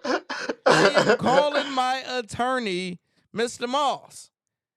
I am embarrassed. That's I was about to say, what you gonna go with? I'm bringing all of those words out. I am humiliated. I am emotional distress. I can't go to work tomorrow. I'm starting to get migraines of these mascots yelling at me, pointing at me. Waking up. I can't go. I'm going viral. People, Top Sports Debate, I seen they did a reaction video about it, making fun of me. I am suing the Washington Wizards, bro. I know they're a bum team. Y'all are, however much y'all, I ain't even about to try to sue y'all for a lot.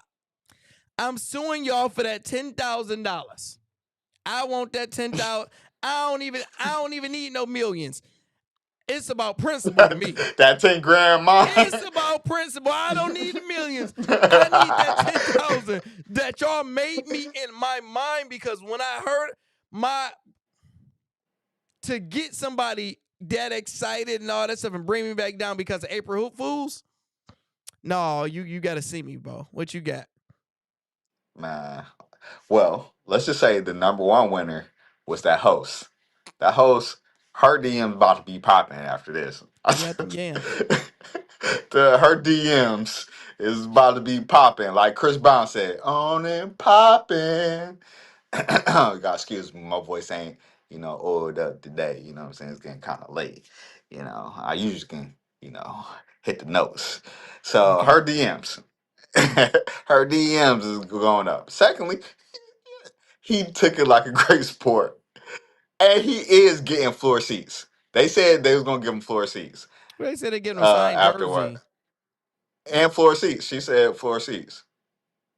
But you're right. We might have to catch the ones and twos. I at least gotta fight one of the mascots. one of the mascots. We gotta get the ones and twos. Y'all gotta remember when they go low, y'all and I go lower, and they just like I go lower. Yeah, y'all F with me for the last time. This is Mike from Michigan. So it's Mike from Michigan. It's a bomb in the building. Name that movie, Chet. Name that movie. It's a bomb in the building. But at least he got floor seats out the deal, man. And the hostess, boy, hey, boy, Yams was yamming.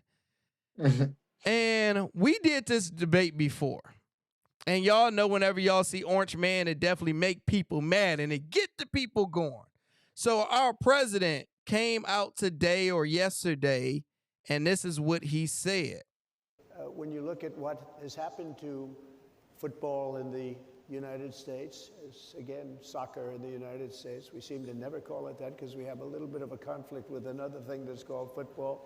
But when you think about it, shouldn't it really be called? I mean, this is football. There's no question about it. We have to come up with another name for the NFL stuff. Yeah. It really doesn't make sense when you think about it. It's really football. Trump has obviously been watching our podcast, Hugh. Trump has been watching our podcast. He liked what he's seeing, and he took one of our talking points. And we said this before, y'all, and talked about it. It makes no sense. Soccer, you got a ball and you kick it with your foot. That is football. We was asking you guys in the chat, what should our American football should be called? I think some of the best names was handball, throw ball. I think you said tackle ball. I think tackle ball was real good. Tackle ball was, that should be number one. Tackle ball was real good. I say Trump, sign an executive order and make them change the name, bro. I would love for us to change the name. The crazy part is, right, I don't know what, it's been football. Them calling football could be one of the reasons that why it's so popular today. I don't know if it's just the game or the name or it's both, right? Because they took the number one world sport and then they just took the exact same name. Yeah, took the exact same name. They're Americanized it. And say this is our, but we're gonna make it the way it is. That's the most American way. That's the most American thing that we ever did was take somebody else's sport and made it our own and made it a whole different situation. All right, so that's the most American thing. Tackle ball is number one. If I could think of another name though. You say you about to ask Chat GPT? Yeah. I'm typing this all wrong because I can't see it, but hopefully it see what's going on. All right. So this is what Chat GPT says. I was just typing fast, so hopefully it understands what I'm saying. All right. It said this actually confuses a lot of people, but makes sense once you see the timeline. Who is first? The sport of the world's called football, what is Americans call soccer, came first. It developed in England in the 1800s. Standard rules created in 1863, the Football Association. Because players mainly use their feet, it was called football. So globally, football equals soccer is the original name. Where does soccer come from? Funny enough, the word soccer is British too. The official name of the association, football, Brits shortened it to assoc football. Then the slang turned into soccer. S-O-C. Oh, that's weird. So soccer is just a British slang for football, which I was today years old to learn that. Today years old. Clocky. Man, we learned something new, a British slang for football. So why does Americans call it football? In the US, it's a different sport developed. Inspired by rugby in the late 1800s, became what we call now the National Football League style football.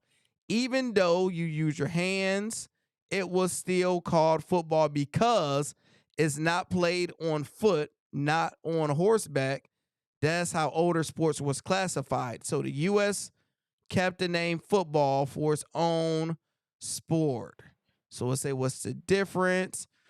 So basically, you 100% right. We just stole it and standing on it. They say y'all use the slang. It's the most American thing ever, yo. We do it with all. We just take one thing and do it all, man. We appropriate. We do it all, man. So you just gotta love it. And I don't think the NFL would be as popular if we didn't name it football. You think it was a good move, hey? It's a great move.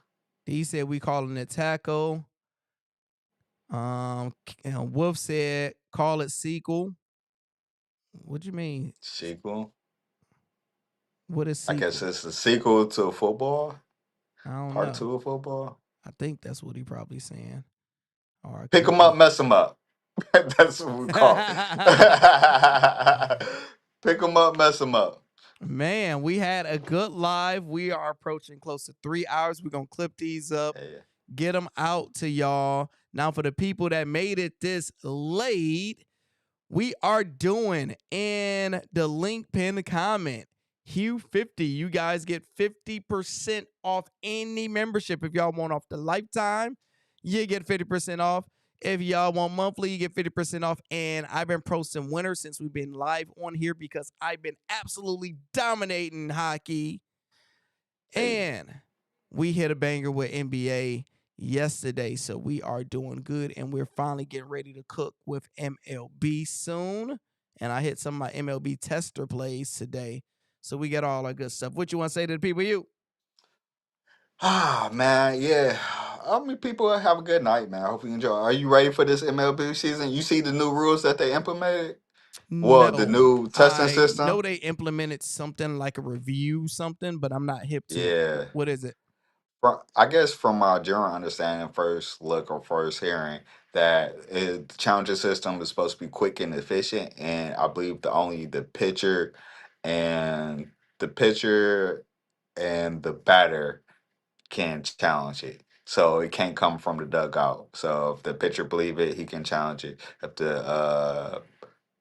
the hitter believes it, then he can challenge it. I think those, and maybe the umpire, but I know those two. I know it can't come from the dugouts. That's interesting. So, and then I know the spring football is coming up, and they're trying some different rules with spring football, and then they're trying to see if they, can implement it into our to spice up their league. And they're like, oh, of course, people are saying, would it work in NFL? And one of the rules that I've seen that I thought was pretty dope,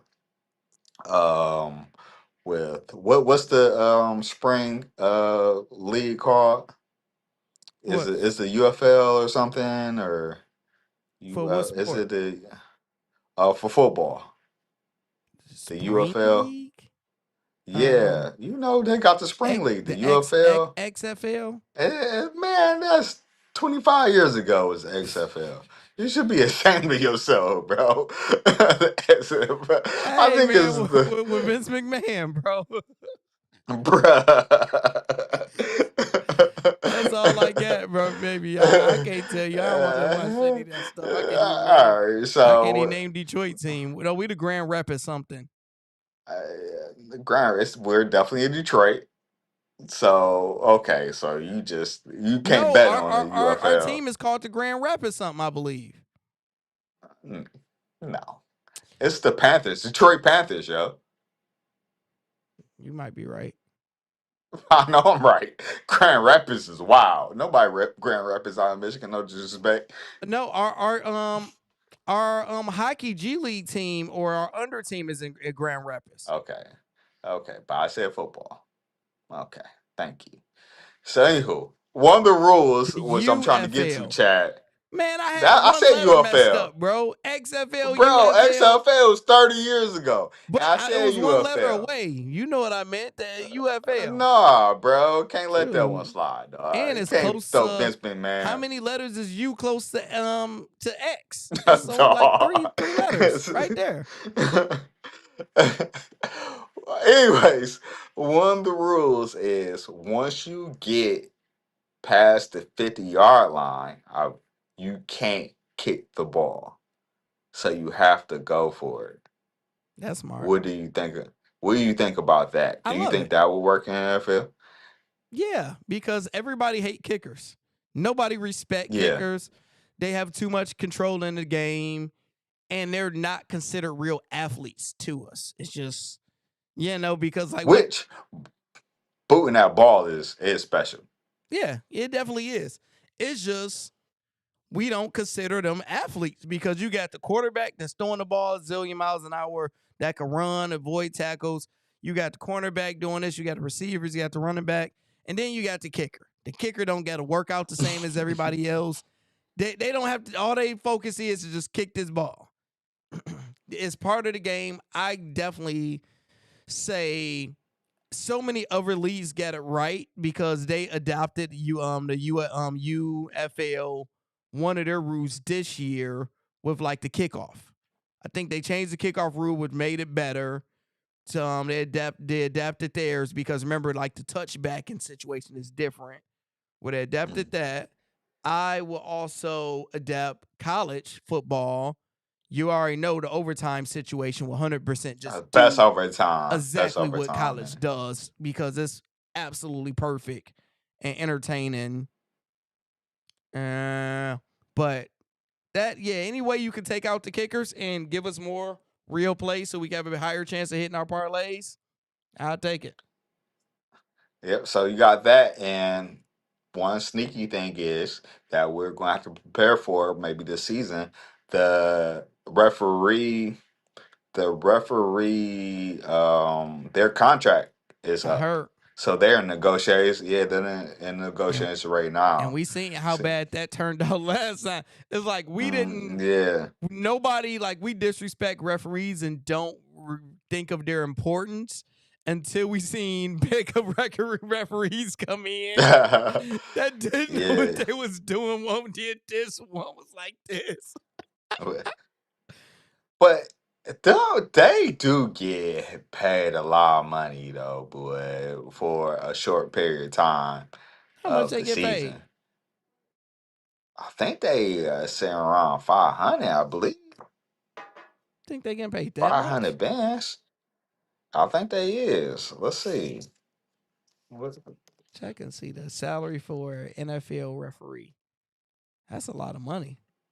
I don't think they making that much. Yeah. I think they don't have benefits. Which that's so it was like they don't have. I think they're fighting for benefits. I think that's one of the biggest things that they're pushing up on. But a lot of them they just doing it part time and then they're out being rich doing something else. Are you checking? Oh yeah, I'm checking. Damn, brother, yo, typing slow as hell, ain't it? All right. Damn, Okay, how so much never mind. referees It's make? 200, 250, 205 to over 250. 200. That's sound all right. That's good. That's good money. It's well over six figures. Yeah, no, you playing 17 games plus. Yeah, that ain't bad. That's good money. And it's only for a quarter of a year. And this other part, depending on if you got even more experience, some of them getting 385. That's playing in them playoffs. Yeah, but in the playoffs, that's probably plus playoff money and stuff. So that's still pretty solid, bro. Ain't the average American ain't making that. D ready for his And huge they don't joke. have to What you deal got, with being Hugh? tacos. Man, he gonna kick my behind, dog. I'm just being out here just dry, dog. I'm gonna have to just start coming with the dead jokes because you fell off, bro. You fell off sad. You going I out felt bad, man. this is probably one of the biggest You the fall J. offs, Cole like fall J. off, Cole bro. album, man. I don't know. You gotta wait until the summertime, cause you know when we was in the Must garage in the other studio, you was getting them, but now you know. Yeah, I think that's what it is, man. I gotta get back in studio so I can feel the essence of a dad joke, man. I think that's what it is. My friends, people come to your house, job, and poop on your family when their team loses. What are you talking about, sir? What are you talking about? But yeah, we appreciate you guys. It's probably the refs. Probably who?